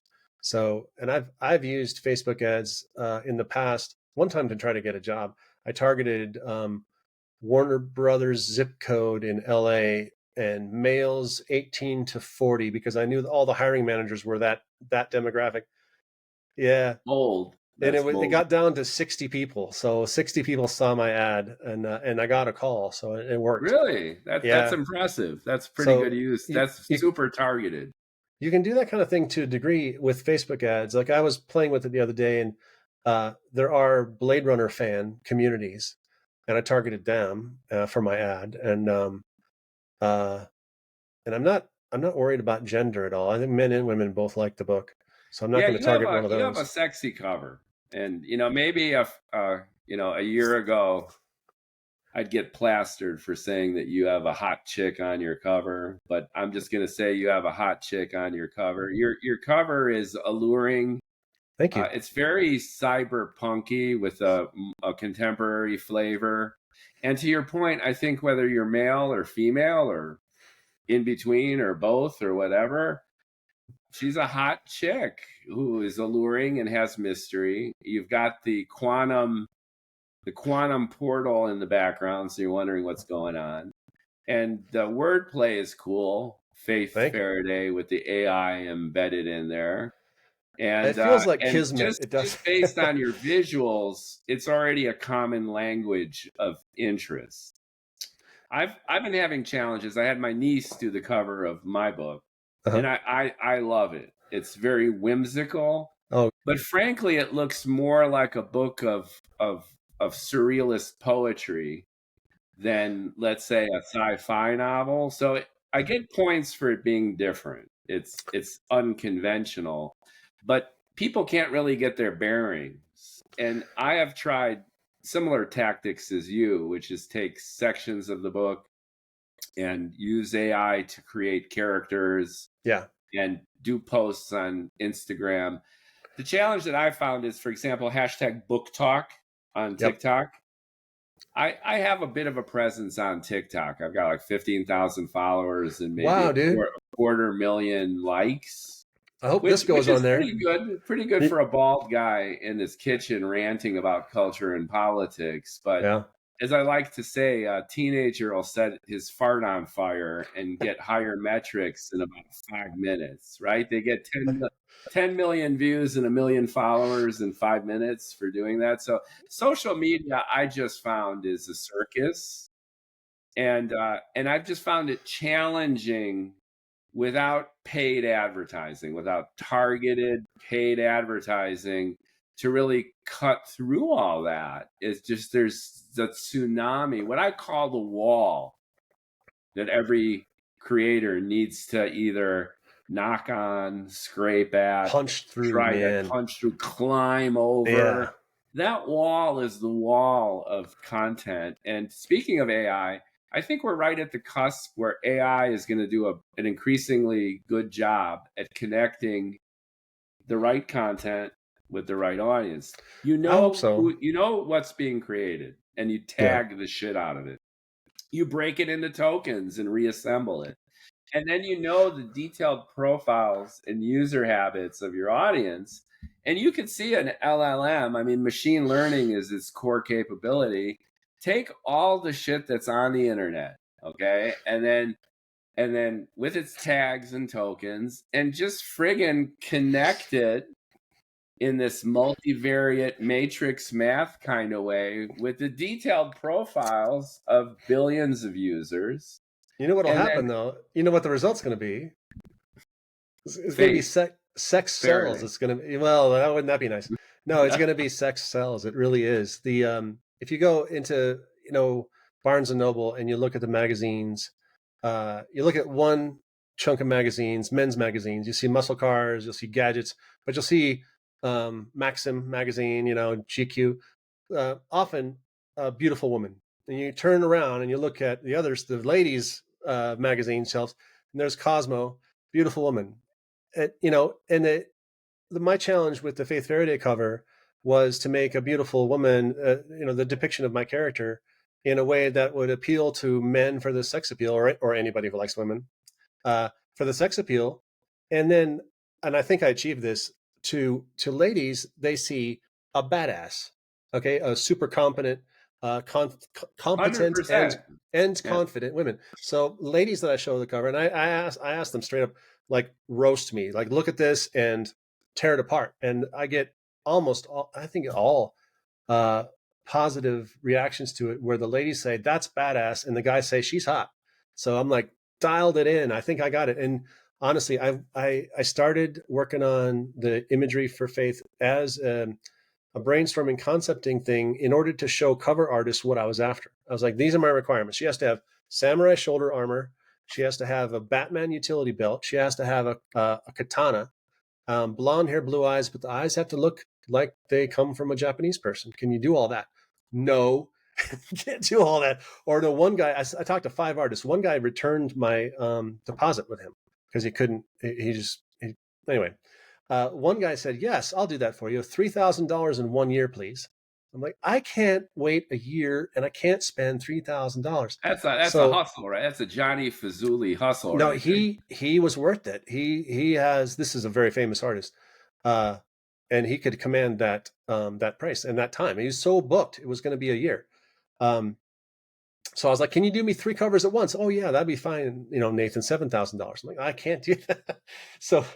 So what I did is the concept I'd been showing everybody, I just evolved that and kept going with it, and it became my cover. And it's gone through massive evolutions. I won't ever publish them, but I'll show you what it used to look like. Is really embarrassing, but it's. I think I've worked honestly, as honest I've been in terms of our philosophical alignment and our methodology. I think your cover is terrific because it accomplishes all the things that you mentioned.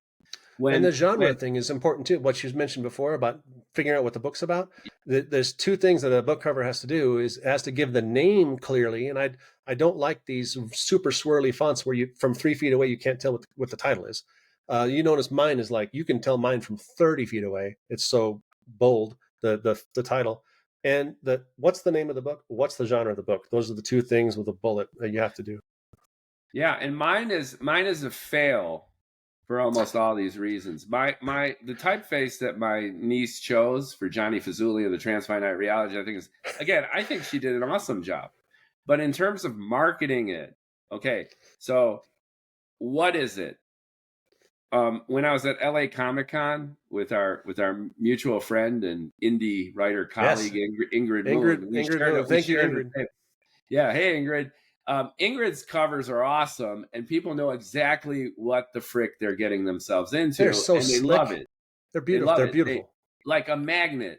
They just come right to her covers. I saw people buying. I helped her sell too, and it was an easy sell, which is like, what's this? Well, it's kind of like Ender's Games meets Empire Strikes Back. And, I was pitching it for her. Like, what a selling line that is. Holy shit. Yeah. And then that was one of her series. And then the other series, I was like, it's Hunger Games in Fallout. And then they were like, oh, I want that. And her covers just sold themselves. So I added a pitch to her awesome covers, and they were like hotcakes. They're going. Then they look at my shit, and they were like, they couldn't even pronounce transfinite. They don't even know what the hell that is. And then Johnny is spelled Jonnie, that they don't know what that is. And what the F is a Fazuli? So Johnny Fazuli and the transfinite, they can't pronounce the technology. Excuse me, I've got the coronavirus recovery program here. They don't know the technology, and they think the name is weird. And then they see this bathtub with cats and bongs. So, Is this like a Douglas Adams I thing? get 100 out of 100 for originality and distinctiveness, and I get near 0 for science fiction marketing potential. Oh man, that's rough. Then the names thing is something I think about a lot. I've got Faith, Hope, Adam, Grace, Chip is the name of the robot, and and then the Faith Faraday is the title. I named our son Jack Solomon Pearce because I wanted a name I could yell really loud in case he's in trouble, and Jack is recently has been a very heroic name. Lots of movies and shows with Jack is the hero, and then Jack and Jack the is good, Beanstalk, Jack and Jill. like from The Yeah, Incredibles. Jack. yeah, Yeah, Jack, and there's Jack Bauer, Jack Ryan. There's lots of yeah. Jacks. Um, and then the Solomon was in case I wanted him to be wise, and in case he just didn't like the common name of Jack, he could go something a little more exotic with the Solomon. But I'm proud of that name, and You're on the right path here. It's good. You're probably going to have to pump it with some cashola to really break through. But yeah, I think based on the cover alone and the straightforwardness of the story that you're trying to convey, I think it's a winning proposition. I think I have a continued uphill battle for all the reasons that I elucidate. And part of me does not give a shit. I'm like, I love it. You don't ignore me. Go ahead and ignore me. I'm just going to keep doing this. And then, maybe I'll learn. Maybe I'll adapt. I probably won't. But we'll see. We'll see what happens. it could be quirky enough to catch fire. Also got a little lucky with this one. I timing was such with my edits. By the way, I had a dev edit, a line edit that turned into a second dev edit, and then a proofread that turned into a line edit. So, and the Japanese cultural sensitivity read. So this book has been polished. So not, a lot of indie authors skip that part. But when I got the final edit from Ingrid, I was looking at the timeline, and I'd always been, for the last few months, I've been aiming between Halloween and Thanksgiving, figuring the long holiday, Thanksgiving, Christmas, people would have a lot of time to read. And I started doing some research, and I found out that November 3rd is Japan Culture Day. And the book has a whole lot of Japanese culture in it. Oh, that's a perfect tie-in. Perfect tie-in. Yeah. And it'll be a perfect tie-in now, and also on every anniversary going forward, I'll be able to say happy anniversary to my book and Japan Culture Day. And yeah, that's wonderful. In Japan, they really celebrate it. It's a major holiday, and a lot of museums are free that day. A lot of art galleries are free that day, and they give out awards to different artists of different mediums. And it's a long shot dream that someday maybe Faith Faraday will be popular in Japan. Maybe I'll get an award for bringing focus to Japanese culture. James Clavell wrote Shogun, which which sparked my interest. And with the new miniseries that's out, is just an amazing book. I've read it twice. It's a chunky book. Yeah, I read that in high school, I think. Yeah, me too. Maybe someday, what if I get an award for my book? Wouldn't that be amazing? So that we could do a podcast to celebrate. And the one obstacle you might have is that she is mixed race. Well, yeah, that's true. And there are a lot of, maybe not a lot. There are notable hafu people in Japan. I saw a street interview with a young tall lady with reddish brown hair who looked like she's straight from Denmark, like Faith is. And I forget what nationality her father is, but her mom's Japanese, and she's native Japanese. She's very much like Faith, and she was talking about how difficult it is to be treated like a gaijin as she walks around Tokyo when she's a native. So there's that uphill battle, but at the same time, I think the younger generation is getting a little bit more progressive in terms of inclusivity, and they also like the exotic. And any kind of hybrid, whether it's genre focused, it's like a ska, punk, reggae, metal band, and then you have your Danish Japanese heroine. Well, right? I've been watching the zeitgeist closely for anything that might benefit Faith Faraday, and Shogun certainly. Blue Eyed Samurai, the Netflix series, that's a hafu. I don't think that obstacle will be as prominent as it has been, and it actually might be net positive for you. because it's very trendy, right? And Could be. it's counterculture. I wanted it to be surprising. I wanted it to be outside the norm. So something different. And that's another thing, is that if I don't want to write to market. I don't want to pick what's popular and then go for that. I went for something that I would like to read, and hopefully there's people like me who also like to read it too. Yeah, there's fortuitous alignment. And hearing you speak, I have a kitty alien in my book. And it's an infatuation that the protagonist has. And it's kind of a foreshadowing of the later books. I kind of accelerated the series, and I interspersed a few chapters into kind of foreshadowings. Oh. And this alien kitty is alluring, and I did an AI rendering too, which is kind of hot. I want to see that. She's got the ears and all that, and she has 275 billion brothers and sisters. So she's part of what I call the royal family, or what they call litter. That's a big litter, man. The big litter. And basically you have the king and queen of this planet. They have a Dyson sphere that surrounds you. King queen, right? And the mafia, you can't trust anyone who isn't your family. So they decide to clone every iteration of their chromosomes, which is 275 billion for a kitty cat, I think. So they're all there, and their number one export is people and talent, because they have a database of every iteration from their progeny. The killer kitty in my book is the bodyguard and security chief for the chief executive of the agency. And then there's intrigue with all that. She would make a great cover.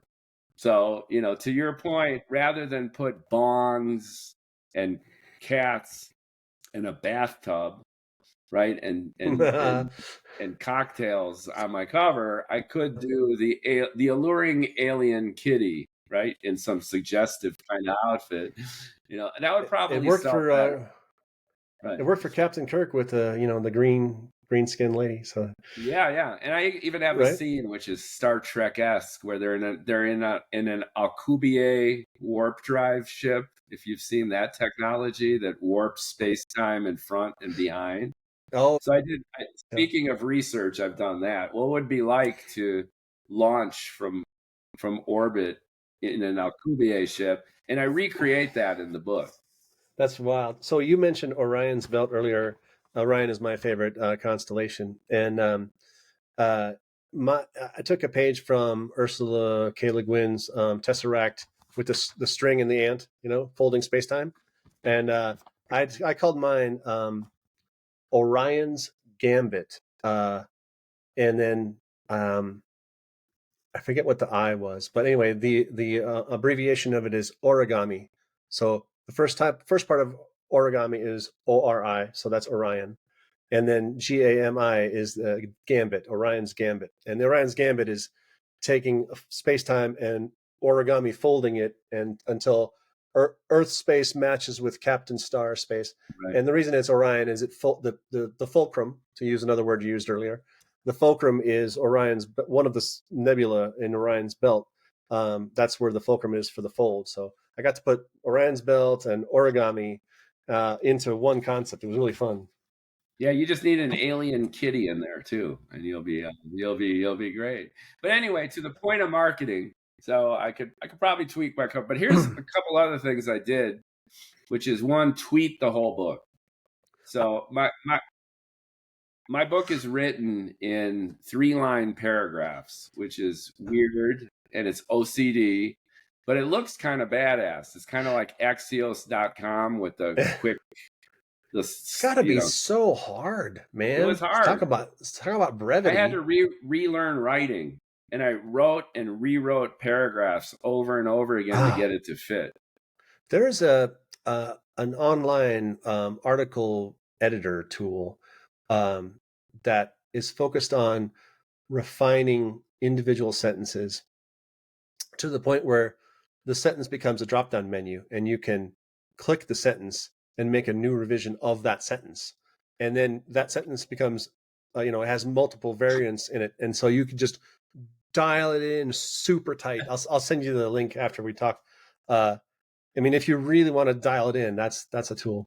Yeah, I put some of my paragraphs into ChatGPT to say, "Hey, can you write this better?" And I did this a handful of times, and I rejected all of its recommendations because it lost my heart and soul. It was like, this is better, and it would judge me. It was like, this is good, but it's not as clear as it could be. It loses the purpose. I often see that if it tries, my soul got sucked out of it. Yeah, sometimes I mean, sometimes I use Claude. I use Claude often as an initial alpha reader, especially for clarity. I'll take a couple of paragraphs and I'll paste it into Claude, and I'll say, what do you think's happening here? Does this make sense? And then he'll tell me what's happening, and if he gets it right, that makes me feel like I've got something. Every once in a while, he'll decide he wants to rewrite it, and it loses whatever intentionality, to use the other word. I mean, I was like, I don't want that at all. I mean, maybe the word choice is pretty good, but he lost the point of what I was trying to say, and that's just, I don't know. This idea that AI is going to replace us, well, it's going to be a while, because if you try this kind of exercise, take what you've written and plug it in there. If ChatGPT improves your shit, then go sell crypto. Seriously, you need to do something else, especially for the ROI that we're up against here. It's like, you want to do it. It's again the quality over quantity thing. They will out quantity the hell out of us, but we still will out quality them. For now, at least. It makes me feel good. It made me feel better, especially every time I rejected it, which was 98% of the time. Any recommendation it made about my prose, I was kind of like, F you, OpenAI. But I enjoyed that kind of iterative process when I was writing, because what it did was it forced me into a box, and as you could kind of tell, I'm verbose. So when I type, I just keep going and going, and I couldn't do that. I had a decision that if it can't fit into 3 lines, then it's got to fit into another full 3 lines. And if it can't fit into another full 3 lines, I got to scrub. So I wrote it and rewrote it and rewrote it, and every extraneous detail got thrown out. And then here's another cool thing that happened. It became like code. So when I wanted to edit sections, you know how difficult it is to re-engineer a paragraph, especially when you have continuity? I had 3-line chunks of code. Yeah. And when a section of the entire book is broken into sections, no longer than 8-9 pages, anywhere from 5 to 8-9 pages. So when I have a section and I want to move stuff around, or if I wanted to move a whole section, it was like chunks of code, like subroutines that I could do. And then I just had to ensure the continuity flow. Is it object-oriented? Yeah. Object-oriented novel you've got there. Object-oriented writing. Yeah. I just had, and it was gamified. And like Shakespeare's iambic pentameter, the light, seeking light, doth light of light beguile. You got to make it fit. And by forcing it to fit, all of a sudden you're thinking of things you never thought about before, either to finish it or to cut it off before it runs past what the meter or the formatting allows. So I agree with that. So the reason I did this little tangent here is it's tweetable. The whole damn book is tweetable because it's... I think I discovered that Twitter account months ago and was fascinated by it. And I followed it. I went to follow you today and I followed you, but I was like, and I went to him and I'm like, I was already following him. And I kind of remembered the whole thing. The thing about your Johnny Fazuli. It's so good. I bring this up from a marketing point of view. Like, I'm blasting my book out there. I've had trouble with the app, so it glitched. I got to fire it back up again because it's showing repetitive tweets and there aren't any. So it's like throwing it back at me. So I got to fix it from a technical angle. You got to kick the can. I got kicked off Twitter because it thought I was spam botting with the automatic updates. So it's been a bit of a a wrangling match with the app and with X to do this. Now, is it your app? Something you wrote, or is it? No, what I did was I created a CSV file with the entire book, as each paragraph was a line in the CSV file. And then I pumped it into a scheduler called Publer. Publer is like one of those, like, I've seen that. Yeah. And then I scheduled each tweet, and it auto-populated each tweet from the CSV that's cool, file. man. Yeah. So it glitched recently, but I'm gonna get it pumped up again. But I like that like a lighthouse, I'm blasting the book, and I'm doing it in reverse. I'm doing it reverse from the end to the beginning, so you can fall down and read it, right? So I bring this up within the marketing portion of our conversation, which is, it's like Horton Hears the Who. I'm here. It's like Johnny's tweeting the whole damn book. And then I'm doing my own audio book. So I finished half the book. Cool. There's 6 episodes. I did 3. And then I released it as separate podcast episodes on my other show, No Hair, All Heart. I hijacked my own podcast to read a section at a time. And I did this on a daily basis for about 2 months till I read half the book. And then I compiled these in kind of an anthology and put them on Medium.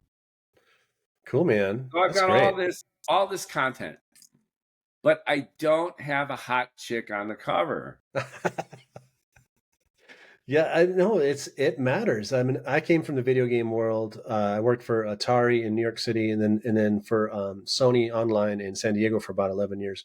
And I was involved in giving feedback, at least, on all the video game covers that Sony Online put out while I was there. And I saw a lot, and I saw the competitive marketplace. I've had feedback on my cover that it looks like a video game cover. I brought it into 2. I go into 2 indie bookshops here in Colorado, and I would tell the clerks, of like, you handle a lot of books. What do you think of this cover? And one guy's like, oh yeah, looks like a video game. So I think that's important. It's that it's enticing and piques your interest and gets you. It's a tough line to walk, but I think covers are really, really important. And for indie authors, when you don't have budget to spend $700 on a really well done cover, or $3,000 like that one guy wanted to charge me, you've got to figure out other ways to get there.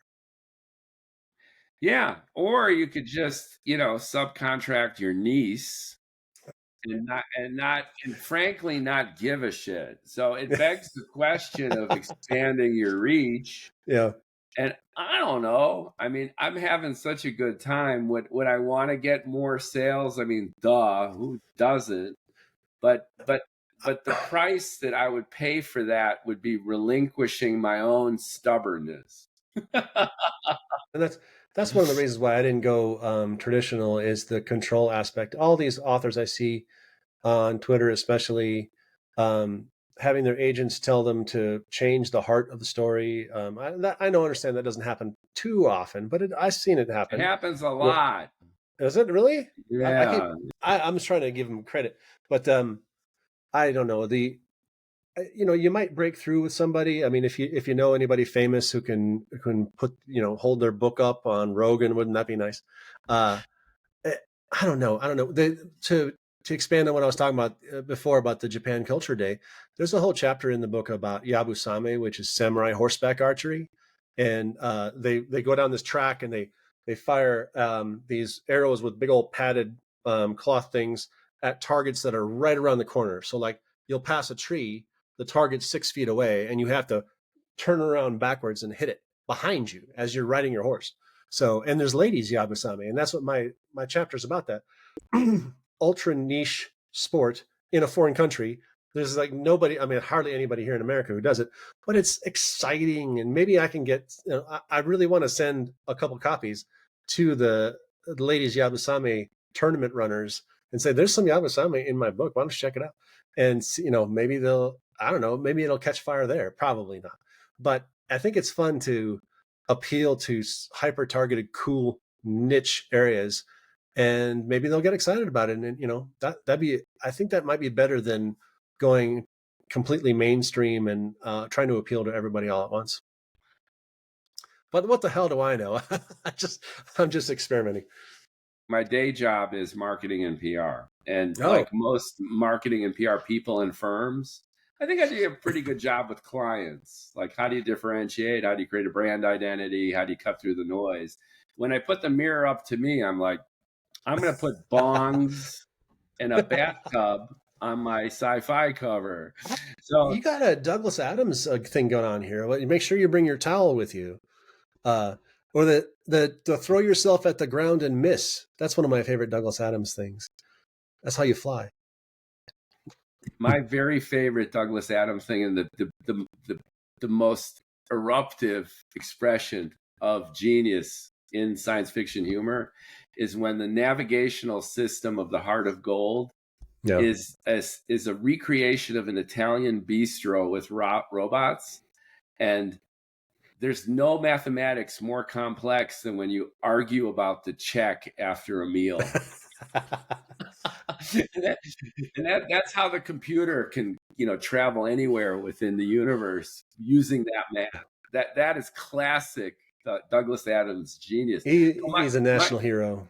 Yeah, my series is called The Lover's Guide to the Infiniverse, which is a play on Hitchhiker's Guide to the Galaxy. So there you go. Definitely like that. And, in retrospect, there's complete truth, and there's almost this obvious revelation of what was right all the time. So if I do become successful and have a breakout hit with Johnny Fazuli and the Transfinite Reality Engine, then someone is going to have me on their podcast, and they're going to go, Mookie, it was such genius to put the bongs and the cats in the bathtub. In the bathtub. It just is so unique. How did you think of that? Stood out. I mean, wow, it took such balls, and you went for it. In the multiverse that's going on, I'm not quite sure if it'll happen here, but you're always a genius in retrospect, right? There's also the teleporting couch that runs across the field. They have to catch. They have to hop on the couch, and right. Doesn't he have a spaceship with the AI that the worse the situation is, the calmer the voice is? Was that Douglas Adams, or was that somebody else? Well, he's got Marvin, the always. Well, that's the depressed robot. Yeah. At the restaurant at the end of the universe. Yeah, and I think the AGI on the Heart of Gold is too chipper. It's like really happy. It's like, hi, how are you doing? What do you want to do today? It drove Marvin nuts all the time.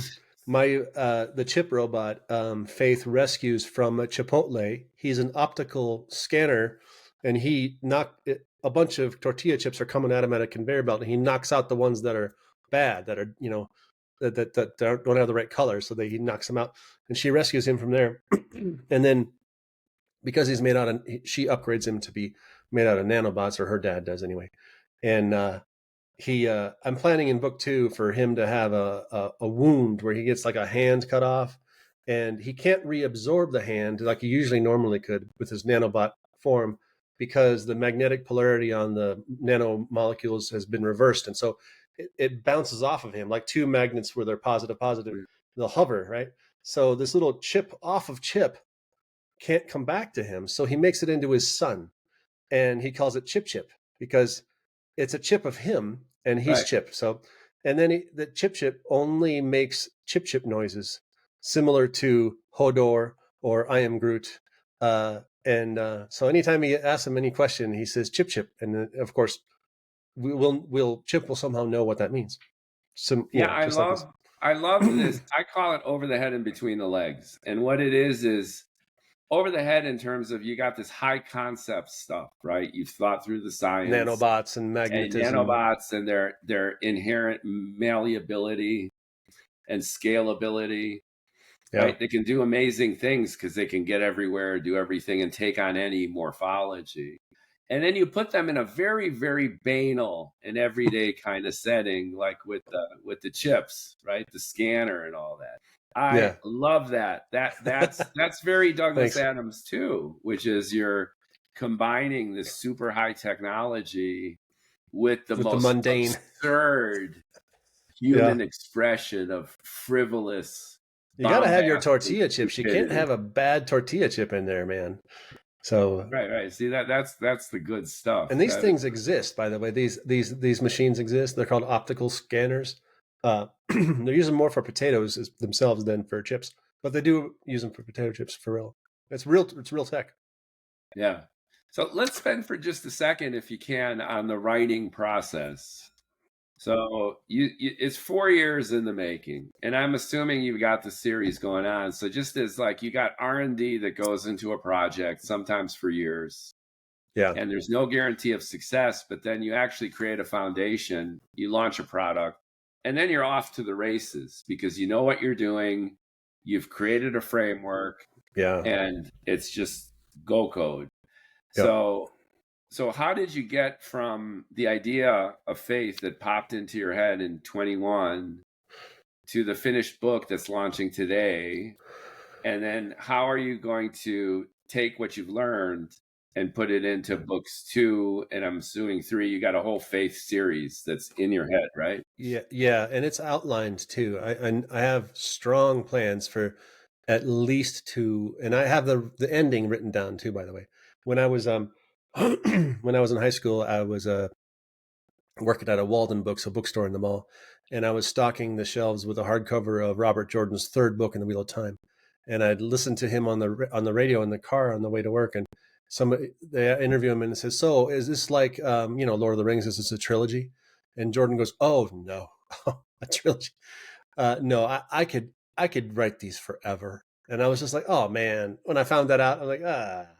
And then, of course, there's like 15 books, right? And he didn't even live long enough to. Brandon Sanderson had to finish them for him. Bless him.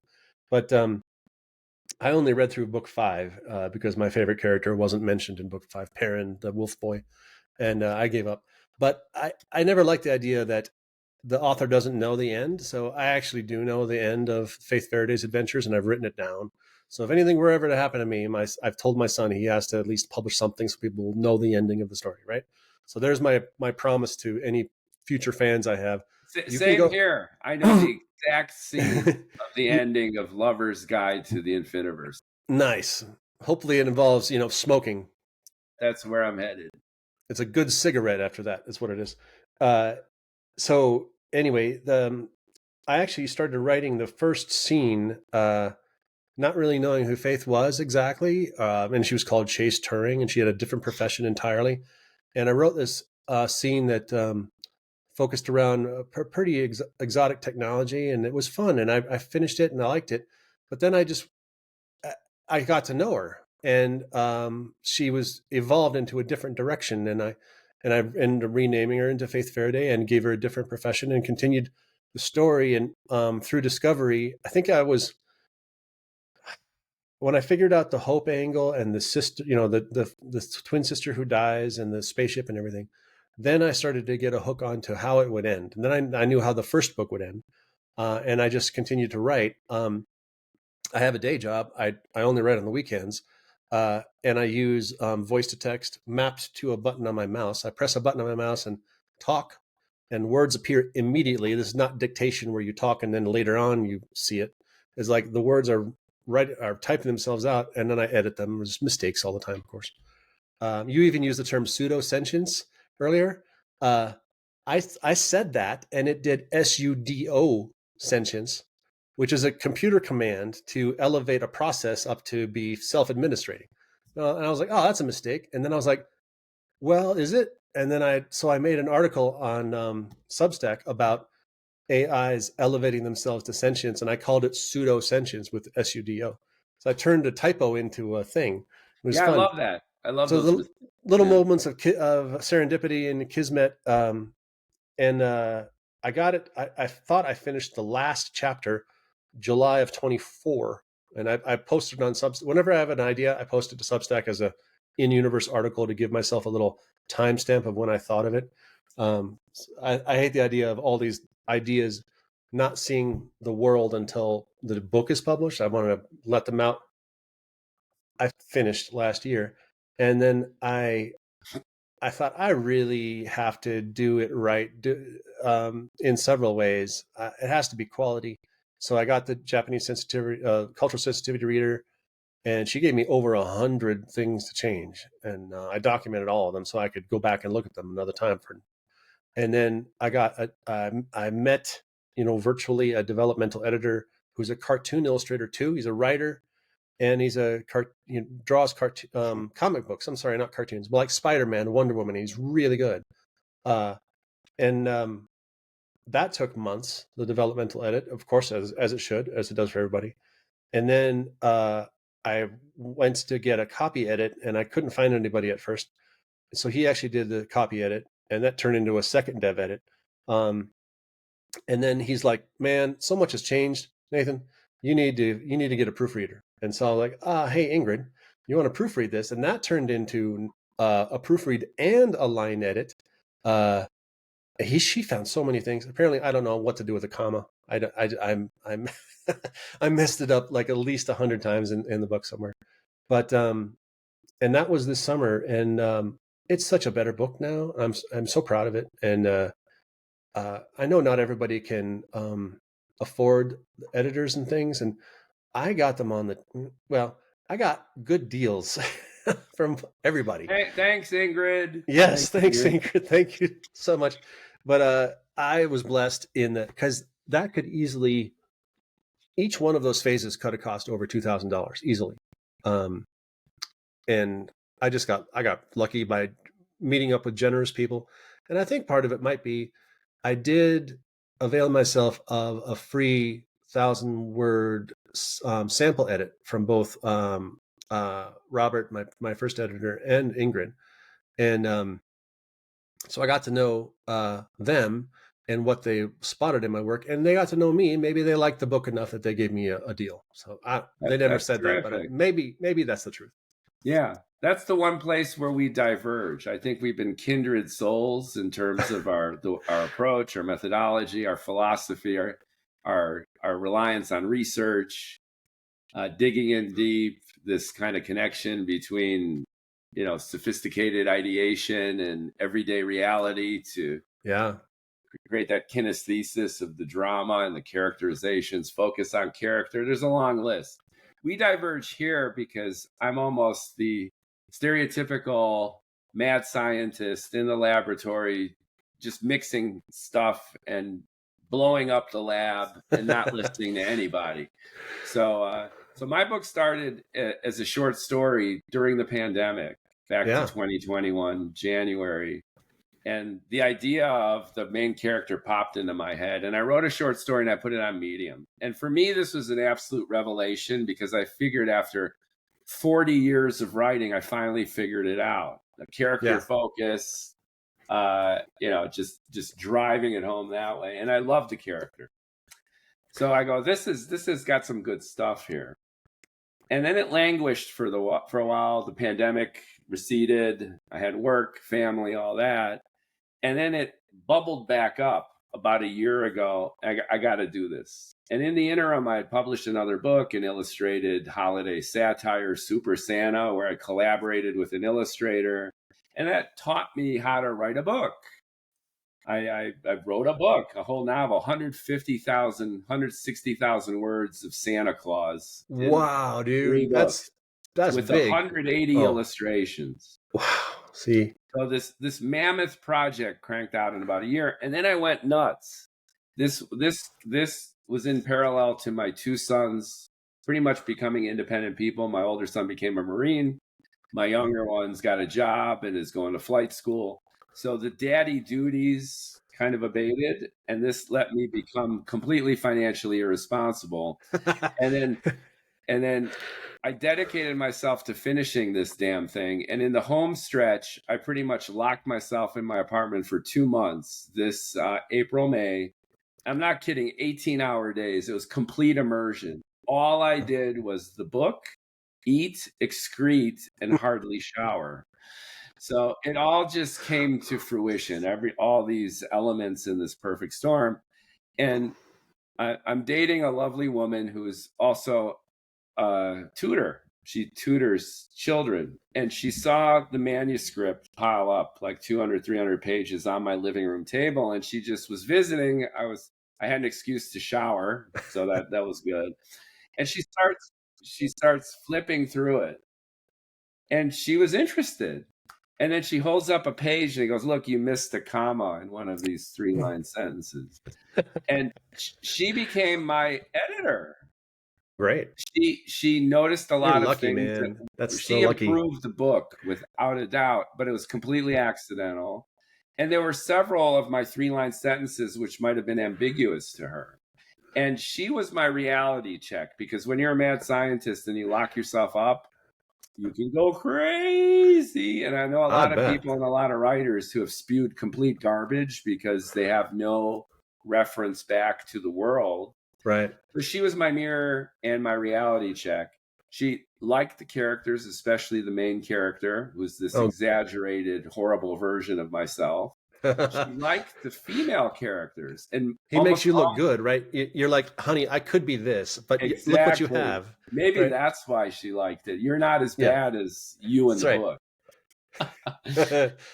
And so I was out on a limb with some of this. Most of my characters are Zoomers; they're Gen Z, and I have mostly female characters, so including the bad guy. So she was able to call bullshit, and she reassured me that I was doing a good job. I was writing a good narrative that absorbed her. She does not like science fiction.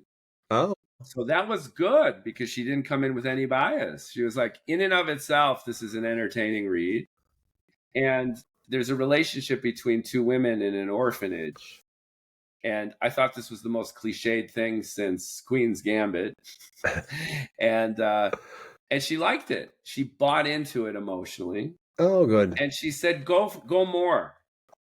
I was hesitant because I'm some bald dude writing about a teen relationship in an orphanage in Kenosha, Wisconsin. And she was like, no. I'm in it to win it. Spend more time with them. And I went for it. So Michelle helped a lot in this home stretch, reassure me that I wasn't completely batshit crazy on the one hand, and made some great recommendations, both in terms of semantics and syntax to catch typos and errors. So I had an accidental editor, and that was it. I just published the mofo. That's recognizing serendipity is such a skill, and I think that's the source of a lot of luck. Is if you can recognize that some accidents align enough to help you be successful, and then take advantage of it. That's how we make our own luck. If you got to keep an open mind for happenstance to be in your favor some once in a while. Yeah. And the entire writing process, this window of about 8 weeks of manic, frenetic, 100% immersion. I have never worked this hard on anything in my whole life. It was utterly brutal. And at the same time, I look back now as one of the greatest times of my whole life. I'm tempted to do that, because I have these other Faith Faraday books that I'm going to drive on. But on top of that, I have literally 8 other IPs after Faith. I'm not going to go get distracted. Don't worry. That I really want to write. And I just don't have enough years left. I mean, I'm not old, but at 8 different IPs. So I'm tempted to just crank it out. I'm tempted to try to adopt some of these productivity strategies everybody talks about, and just go hell for leather and see what happens. Yeah. I mean, I don't know if I had a choice in the matter, just because I was obsessive. My kid lives with me, my 19-year-old, and he would peek in and he goes, "You're like a monk. You're kind of crazy. A smelly monk." I could feel your inspiration." Yeah, that's funny. And whether I had to do it that way or not, it was, to your point, a serendipitous convergence, because I'm technically a freelancer. I do consulting in my industry, and my business had kind of waned. And instead of looking for more business and reactivating my LLC, I said, I'm going to finish this mofo if it kills me. And then I fell into the hole, and it was there was never a moment of writer's block. When you're sitting there and it's like, well, I'm not quite sure how this is going. I'm not in the mood. I'm not in the mood today. I had none of that. I was like a focused zombie from the second I woke up. all day long, never leaving. I Yeah. got the carpal tunnel and all that. And the book became the totality of my reality. And I knew every little nuance of it. And then I went back and forth. And because it was modular in these little paragraphs, the whole book was in the RAM space of my bald head. And I was able to crisscross on every level and make sure that it was together and the way I wanted it to be. Isn't that a fascinating thing about the reality of these characters? I hear Pearce Brown wrote Red Rising, which I absolutely love, his series. I saw a video where he was talking about his characters, and the way he spoke about them was like as if they really existed in the real physical world. And I think he's a discovery writer, pantser like me. And he was very much like, what are they going to do next? I don't know. And it's strange. There's writing Faith Faraday. It feels like she's out there somewhere. If I was in 100%. I was in the airport one day, and my wife had to go to the restroom, and I'm standing out there with the suitcases and stuff. And this young lady who comes walking down, and aside from the hair color and eye color, she was Faith Faraday. Same leather jacket, the short jacket with the white top and the midriff and the leather pants. And I'm like, I didn't say anything to her because I would have come across like an absolute creep. But I was like, that's her. And I wanted to talk to her, but it would have been absolutely weird. So I didn't. But it does feel like she exists out there somewhere, and I could call her up on the phone and talk to her. It's really strange. That's been a trope in science fiction. I think there was a Star Trek New Generations episode where there was a writer, and then the creations came to life in the holodeck or something. And as a writer, every writer feels that way. And if you've got chops and you're a good writer, your characters are actually writing their own story. They're living their lives and doing their own thing. And for my Johnny Fazuli, I had a friend in Chicago. He was a good friend of mine. He had Marfan syndrome, which is the same genetic anomaly that Abraham Lincoln apparently had. These people, and you'll see them occasionally, you just dismiss them as tall people. But you take a human and you stretch them out. They're much taller than average, 6'6", 6'7", 6'8", men and women. I think they're predominantly male though. And they have a long, stretched out, gaunt face. They have a chest indentation where you could literally eat soup out of it. It literally is this. And sometimes, Johnny Fazuli sips a dirty martini out of his. And long. Well, now I know why it's a dirty martini. Yeah, and they have all these horrible comorbidities. Everything from bad eyes to sleep apnea, because the connective tissue in their joints is malfunctioned. Yeah. Oh, wow. So anyway, I took the morphology of my friend Tom and I imbued him with my shitty personality or the shitty aspects of my personality. And I took his face from a Facebook post because he passed away a few years ago. Oh, I'm sorry. And I put it into, OpenAI's DALL-E. And the Johnny Fazuli, who's on the Johnny Fazuli website, and the Johnny Fazuli that I'm using to promote the book, is Tom's face in that. So I brought him back as an homage, and it nails it. That's the so Johnny. Cool. That's the Johnny in my head. And if it reaches Netflix miniseries like we all want, I would hope that they cast an actor with Marfan syndrome, because I'm sure they're out there. It must be hard for. I mean, maybe they play niche roles that are super tall people, like the dude. Star Trek Discovery. There's that alien dude who's like super tall and thin. Maybe he has that. Yeah, you're right. I didn't even think of that. I think that he has a really cool walk where he casts his arms behind him when he walks. It's kind of octopus like. It's really the guy's amazing. Yeah, I think he might. Yeah, that's a great point. Yeah. I think that's a real possibility. Yeah. But anyway, that these characters are alive in our head, and one of the themes that I play with is the multiverse, and I give it the name Infiniverse. And if you believe in that, then these characters do exist. Oh, that's a good point. So Infinite permutations, sure. if there's endless variations of every possibility, like the spider's jar, that's why the spider's jar works particularly well in my book, because it's the essential theme of the reality. If you believe that an infinite number of universes exist with every possibility playing itself out, then there's an infinite number of us and infinite variations of this podcast and this conversation. And your character, Faith exists. And then here's the other, mind F. I've already got an explicit rating on Apple Podcasts because I've F-bombed. So, I was going to ask about that because I've sworn a couple times in here. Yeah, I don't know if I'm supposed to at this point. I don't care about the bathtubs and bongs on my cover, and I don't care if I have an explicit rating on Apple Podcasts. But anyway, if the Infiniverse exists, then Faith is out there. And if maybe your creativity as a writer, this is another theme that I play with, you're connecting with her in this other universe, because the Faith that you saw in the airport, she's out there, and there could be AI variants. There could be a universe like the one that you've created in your book. And if the Infiniverse does exist and every permutation plays itself out, you're not writing your own original story in that sense. I'm channeling somebody. You are channeling and emulating an existing reality. That's wild. There's that, this is a bit of a tangent, but there's that characters.ai service. I've been thinking about uploading Faith to that and having fans talk to her. Wouldn't that be fun?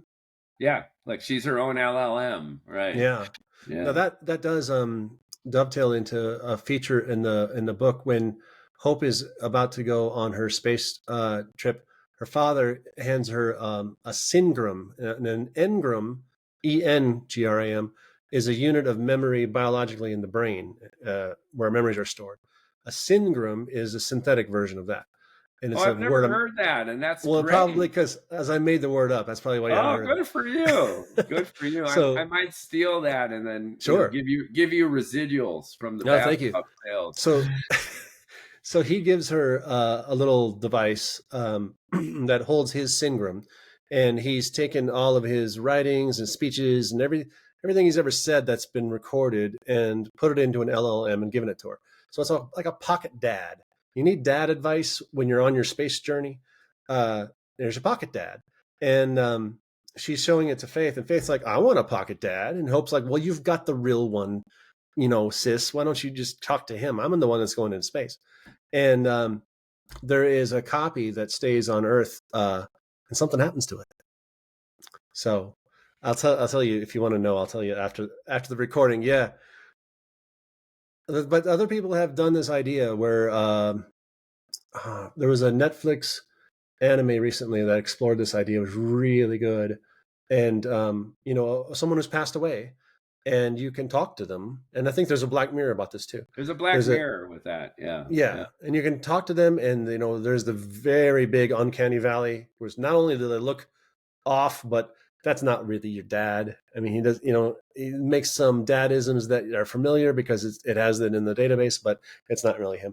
But back to our talk about deception, it's going to get good enough. It's going to fool people for sure. People are going to think that's your past. My father passed away when I was 20. He got T-boned in a car accident. I would love to talk to him. People are going to, and it's going to be soon. It's going to be 2 years, 3 years, if that. People are going to be talking to their dead relatives. And what's going to happen is there's going to be services for capturing all of this digital exhaust that we produce. My syngram, I'm sure I'll have one, will include this video. And my LLM will be trained off of this video we're doing right now, and plus all my emails and everything else. And there's another character who's transhumanist. She has a lot of cybernetic implants. She wants to be an android. She wants to live forever as an android. So she is intentionally training her syngram at the same time that she's building her future android body to inhabit, because she's going to make the transfer, or she's going to die essentially. That's what happens is, and her true consciousness won't go anywhere. It'll go away with her brain. That's where the consciousness resides, in your brain. And when her body dies, her consciousness will disappear, but a really close replica of it will be in her android. and anybody who knew her won't know the difference. Yeah, yeah. And then this, even in Euromancer, you had the little AI in the box that goes on the mission with them, and then you had the big AI Wintermute, who communicates with Case through a payphone in a I gotta delightfully reread that. anachronistic kind of way. I wonder if that's where the Matrix got that, the payphone connection. I think so, like homage. It's so powerful. It was like Gibson was able to anticipate the internet, virtual reality, genetic engineering, space colonization, but he blew the smartphone. He didn't really think about that. And then it's just so great. If they do make a movie, I think they're making a movie. I was always like, don't make a movie on Neuromancer because the book is so perfect.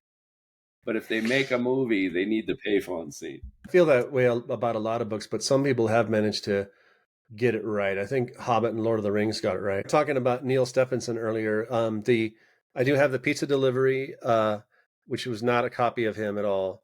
I do have a character named Hero, Hiro. So that was a bit of a copy because he calls his hero his main character hero protagonist, which I think is hilarious. And he has the woman on the skateboard that chases him hero down is using a magnetic harpoon to catch the underside. There's so much plastic on the car, she has to catch the underside where the gas tank is, because that's the only metal on the car. And so I borrowed the magnetic harpoon, and so those three things, pizza, hero, and magnetic harpoon, are from are similar to Neil Stephenson's book Snow Crash. I have a few homages to Hunter S. Thompson. There's some similarities there. Obviously, Douglas Adams.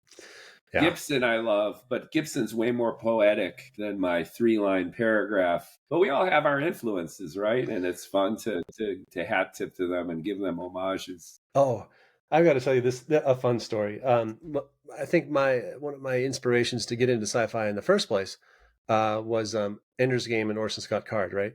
So, and I was telling Ingrid this story in text earlier.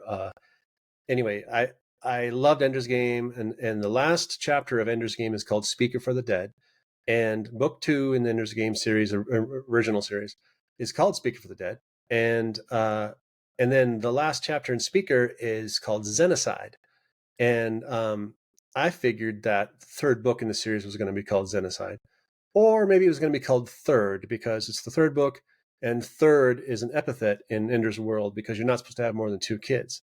And so people would insult Ender calling him third.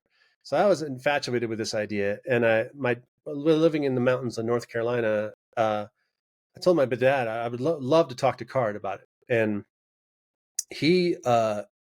Card was, I think, a professor and a student at UNC Charlotte. And my dad was passing through Charlotte. And he went to the admissions office and he sweet talked the receptionist into giving him Card's phone number and address on a piece of paper. And, my dad was a bit of a seat of the pants kind of guy too. And he brings it home and he goes, "Hey, Nathan, here's Card's info." And I was like, "What the hell?" So I get all ready and I call up Card and he picks up the phone and I say, "Is this Orson Scott Card?" And he starts to laugh a little bit. He goes, "Yeah." And I go, "Is this the Orson Scott Card?" Yes, this is the. And so I explained to him my theory about Xenocide versus Third. And he goes, "Oh, actually, those were the 2 titles we were considering for the book, but we didn't think people would really understand Third because it's a little, obscure. So we're going to go with Xenocide." Yeah, you're right. And I was like, "Wow, that's so cool. When's it going to come out?" And he goes, "Well, I got up from writing it to answer the phone." And I was like, "Oh, why don't you go back? Thanks, bye." So I said my goodbyes and I hung up. And so I interrupted him writing Xenocide. It's so funny. That's really funny. He's on Twitter right now. He's been active and he doesn't have many followers. And I've been meaning to make a YouTube of what I just told you. Maybe I'll clip this and send it to him. Just say thank you for being so kind. Yeah, I think I might. I might do that. Say, hey, Orson, you're a huge inspiration. Thank you. We tacitly assume that these celebrities and these icons that we adore are like overwhelmed with accolades, and we're just being intrusive and we're being another annoying fan asking for an autograph when sure. Maybe they're just like doing their thing and they appreciate an occasional hello. You're awesome. And I've got my first sci-fi book is out today, and he was the first sci-fi author I ever read, and I read almost everything he had ever written at the time. And his character Jane is, an early in the ear AI. It's fascinating. The whole thing's fascinating. I owe a lot to him in his inspirational work. Yeah, I have an opposite kind of experience. Ray Bradbury was on tour and he was giving talks. And he came by Chicago. This must have been 1995, 1996.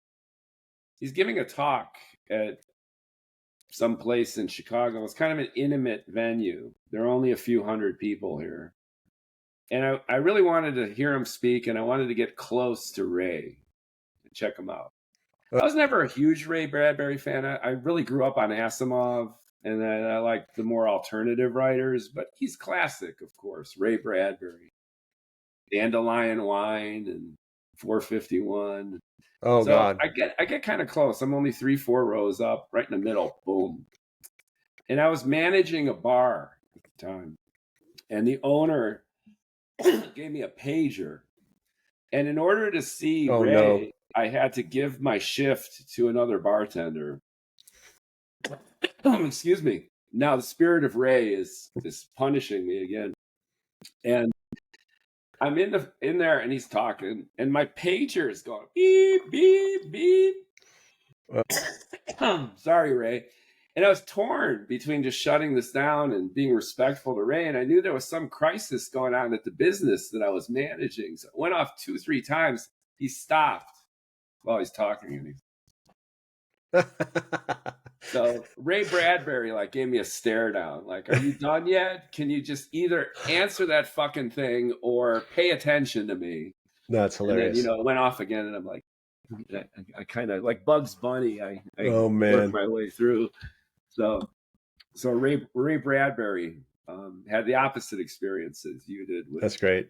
The Ender's Game author. So there you go. So I was telling you about the infiltrating the office building in real life and then having Faith do it. And book 2 is starting with another one of mine. I was going to E3, which is the video game expo in LA, and we were trying to two of my buddies that are in PR and marketing.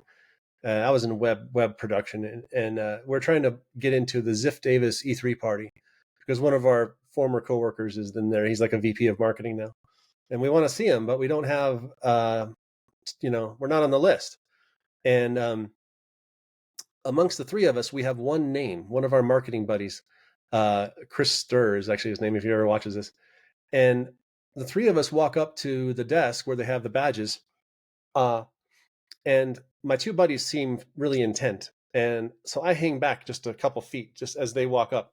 And they both walk up to the guy behind the desk. And at the same moment, they say, "I'm Chris Sturr." And then they look at each other like, "Why the hell did you do?" And the guy behind the desk goes, "Well, at least one of you is lying." And they're all three of them are shocked by what just happened. And I'm hanging back. And this guy comes walking out. And his name, he has wearing a name tag that has like Sharpie on it. And it says like, I don't remember the guy. It says like Robert Smith, right? And he's in a suit and he's walking out. And I read his name tag. So I walked up to the same dude who's dealing with my friends. And I say, "I'm Robert Smith." And he goes, "Oh, 1 second, sir." And he looks at this list and he goes, "The Robert Smith?" And I'm like, "Yes." And then he gives me the pre-printed badge because Robert Smith just left with the written one. And he goes, "Here you go, sir. By all means, go right in." And I'm like, "Okay." So I walk in and I find my buddy who was the VP of marketing of Ziff Davis at the time and who just joined. And I go, "Hey, who's Robert Smith?" And he goes, "Oh, he just left. I think he was just leaving. Would you like to meet him?" I'm like, No, I don't want to meet." So I'm putting that. I've already written this scene for the start of book 2 for Faith to do the exact same thing. That's great. Did you integrate these little anecdotes from your life? You personalize it and you project your own shenanigans into your character. And it also technologies. Like I'm at Sony. I was pretty much an inventor, and I have 3 solo patents. and one of them is in the PlayStation 5, and it was one that was actually inspired from a radio dongle device that was created in Japan, where you would type in your demographic data into like Windows 95, and you would walk around Tokyo, and it would broadcast your likes and dislikes. And if you came in range of somebody who was compatible, it would go off. And I designed something similar to be put into massively multiplayer games, where if you're a healer and I'm a tank, and we have 5 quests in common, and we both log in Thursday nights after 7. It'll suggest that we're friends and group us up, or at least add each other to the friends list. So I get to take my stories of my little adventures and my inventions, even if they were never produced by anybody, and stick them in my book where they'll do some good. Yeah, the more personal you make it. Thomas Pynchon, of all people, said, "I always just write about myself."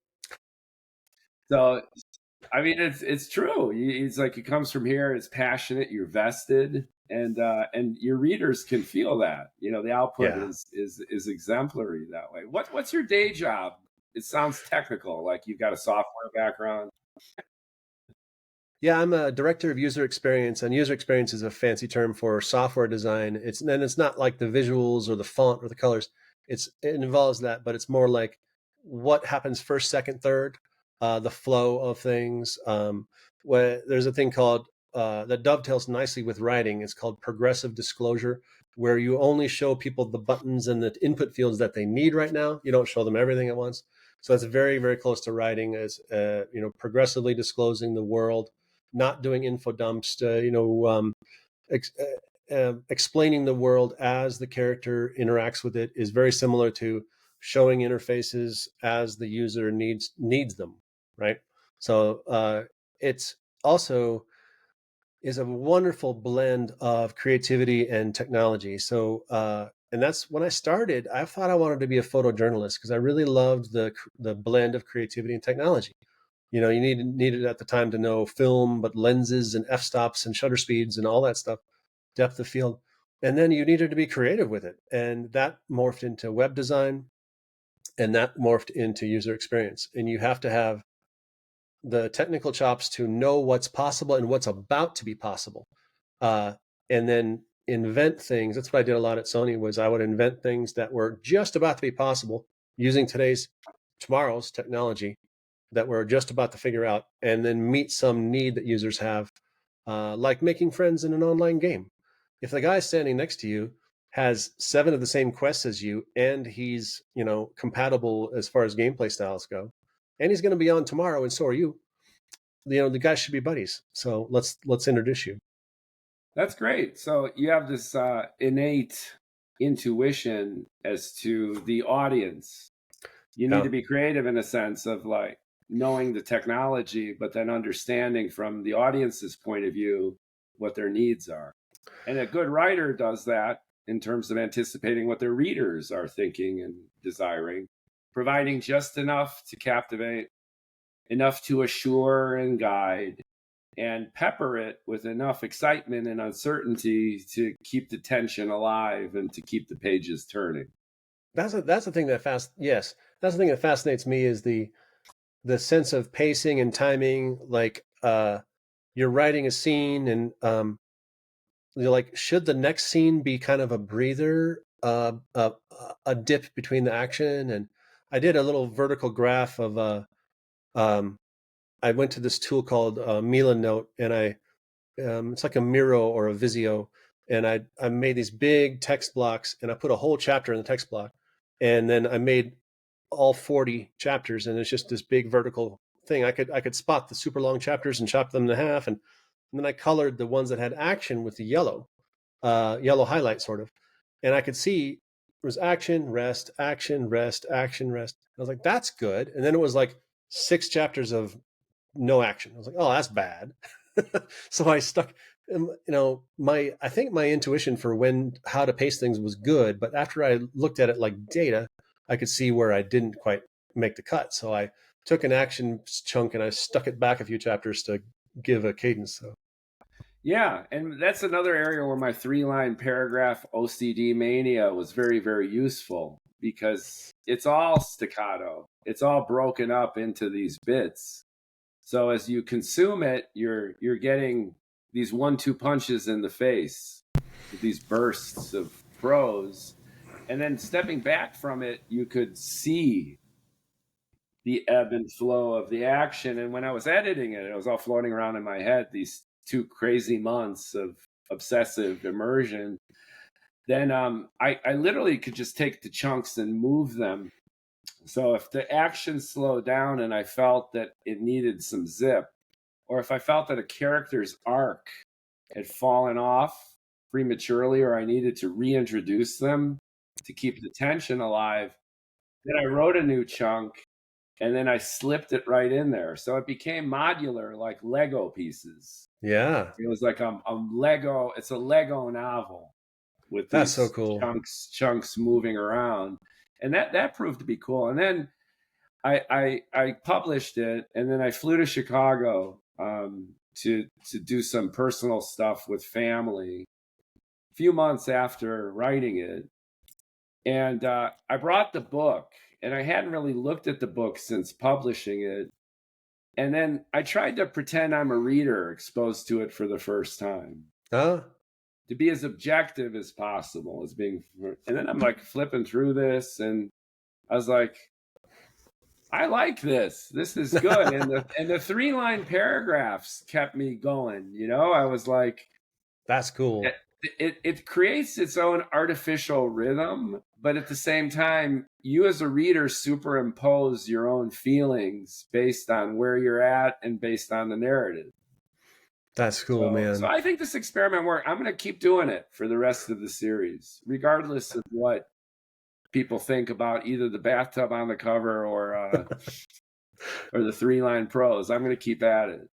Maybe you could put somebody in the bathtub. Bathtubs can be interesting. Well, I'm joking about the bathtub, but the transfinite reality engine, which is the machine that can actually take a user to another universe based upon their desire. The essential premise is this: if there's an infinite multiverse, then there's a universe that's identical to this one, except you happen to be a billionaire, or I happen to date Scarlett Johansson or whatever.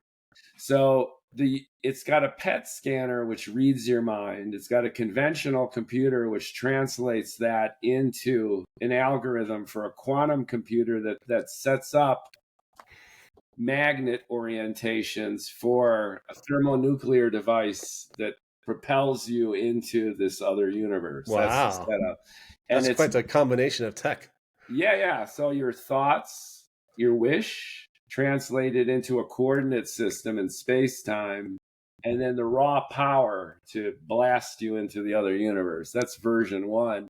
And guess what? It's you lie in a bathtub.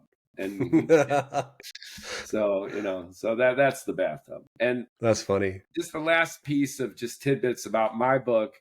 It was all meant to happen in the first book. The ideation, the design, the development, and the accidental success of the device. Yeah. So it ends with Johnny blasting into the other universe. And I just got carried away in my immersion. So I was at 420 pages, and I'm like, they haven't even built the thing yet. So let's cut the book in 2 and to be continued. So there you have it. So how many words was that? Do you know how many? 420? I think I'm at 120,000 for just Johnny, but I've got another 100,000 written already because that was going to be in the first book. So the second book is about 80% there, I think. That's serious. That's amazing. Yeah, and then they're off to the Infiniverse after that. This is actually cool. The first 2 books are actually an intro. They don't actually enter the Infiniverse until the device is created. And bathtubs, they have pivotal moments in film. There's a couple of movies where people jump in the tub if there's like an earthquake or a blast of some sort coming, and it's protective. And there's other one. The one that's most evocative for me is the Harrison Ford movie, What Lies Beneath. I forget the lady's name in the. That scene where she's paralyzed and the tub's filling up and she's up to her nose and she's trying to, her feet come back, like she can control her feet. She's trying to turn it up.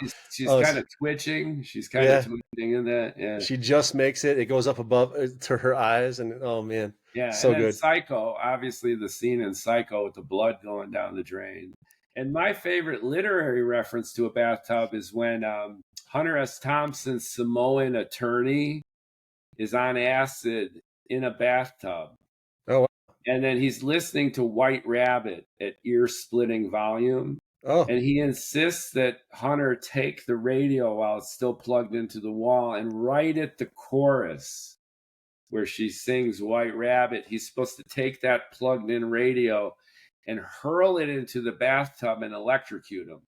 So at the geez. pinnacle of his hallucinogenic ecstasy, he gets electrocuted. Wow. So instead of doing that, Hunter S. Thompson takes a gigantic grapefruit that they have because they have vitamin C deficiency because they're doing so many drugs. And right at that moment, instead of throwing the radio in, he takes the grapefruit and he throws it in. Fakes him out. And the Samoan attorney thinks he's dying, and he's thrashing in the bath. That's my favorite. That's amazing. Scene. And what was that in?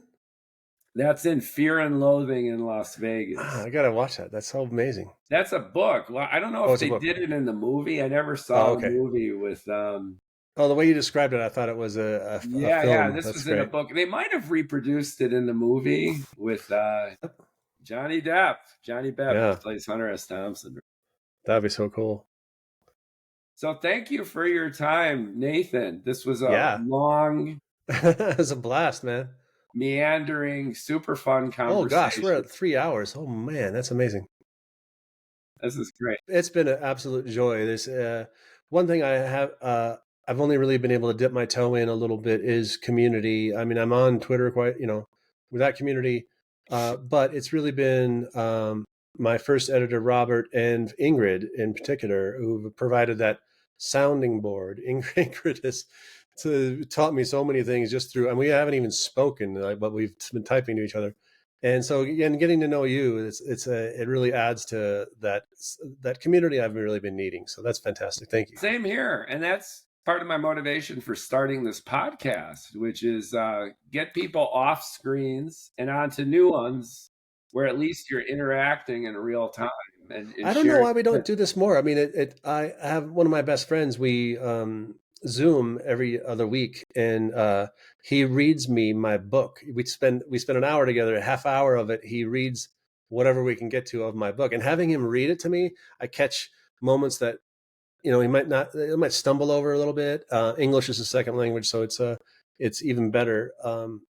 And I don't know why we don't hop on these things more often. I mean, maybe other people do. I need to do it more. Yeah, hit record and put it out there. And I'm going to take this podcast and chop it up, especially the video version, put it up on YouTube so you have little sound bites. And we're going to have links to all of your goodies down in the description along with your bio. And welcome to the Indie Writer Party, pal. You are now Indie Writer. Congratulations on as launch of today. Day.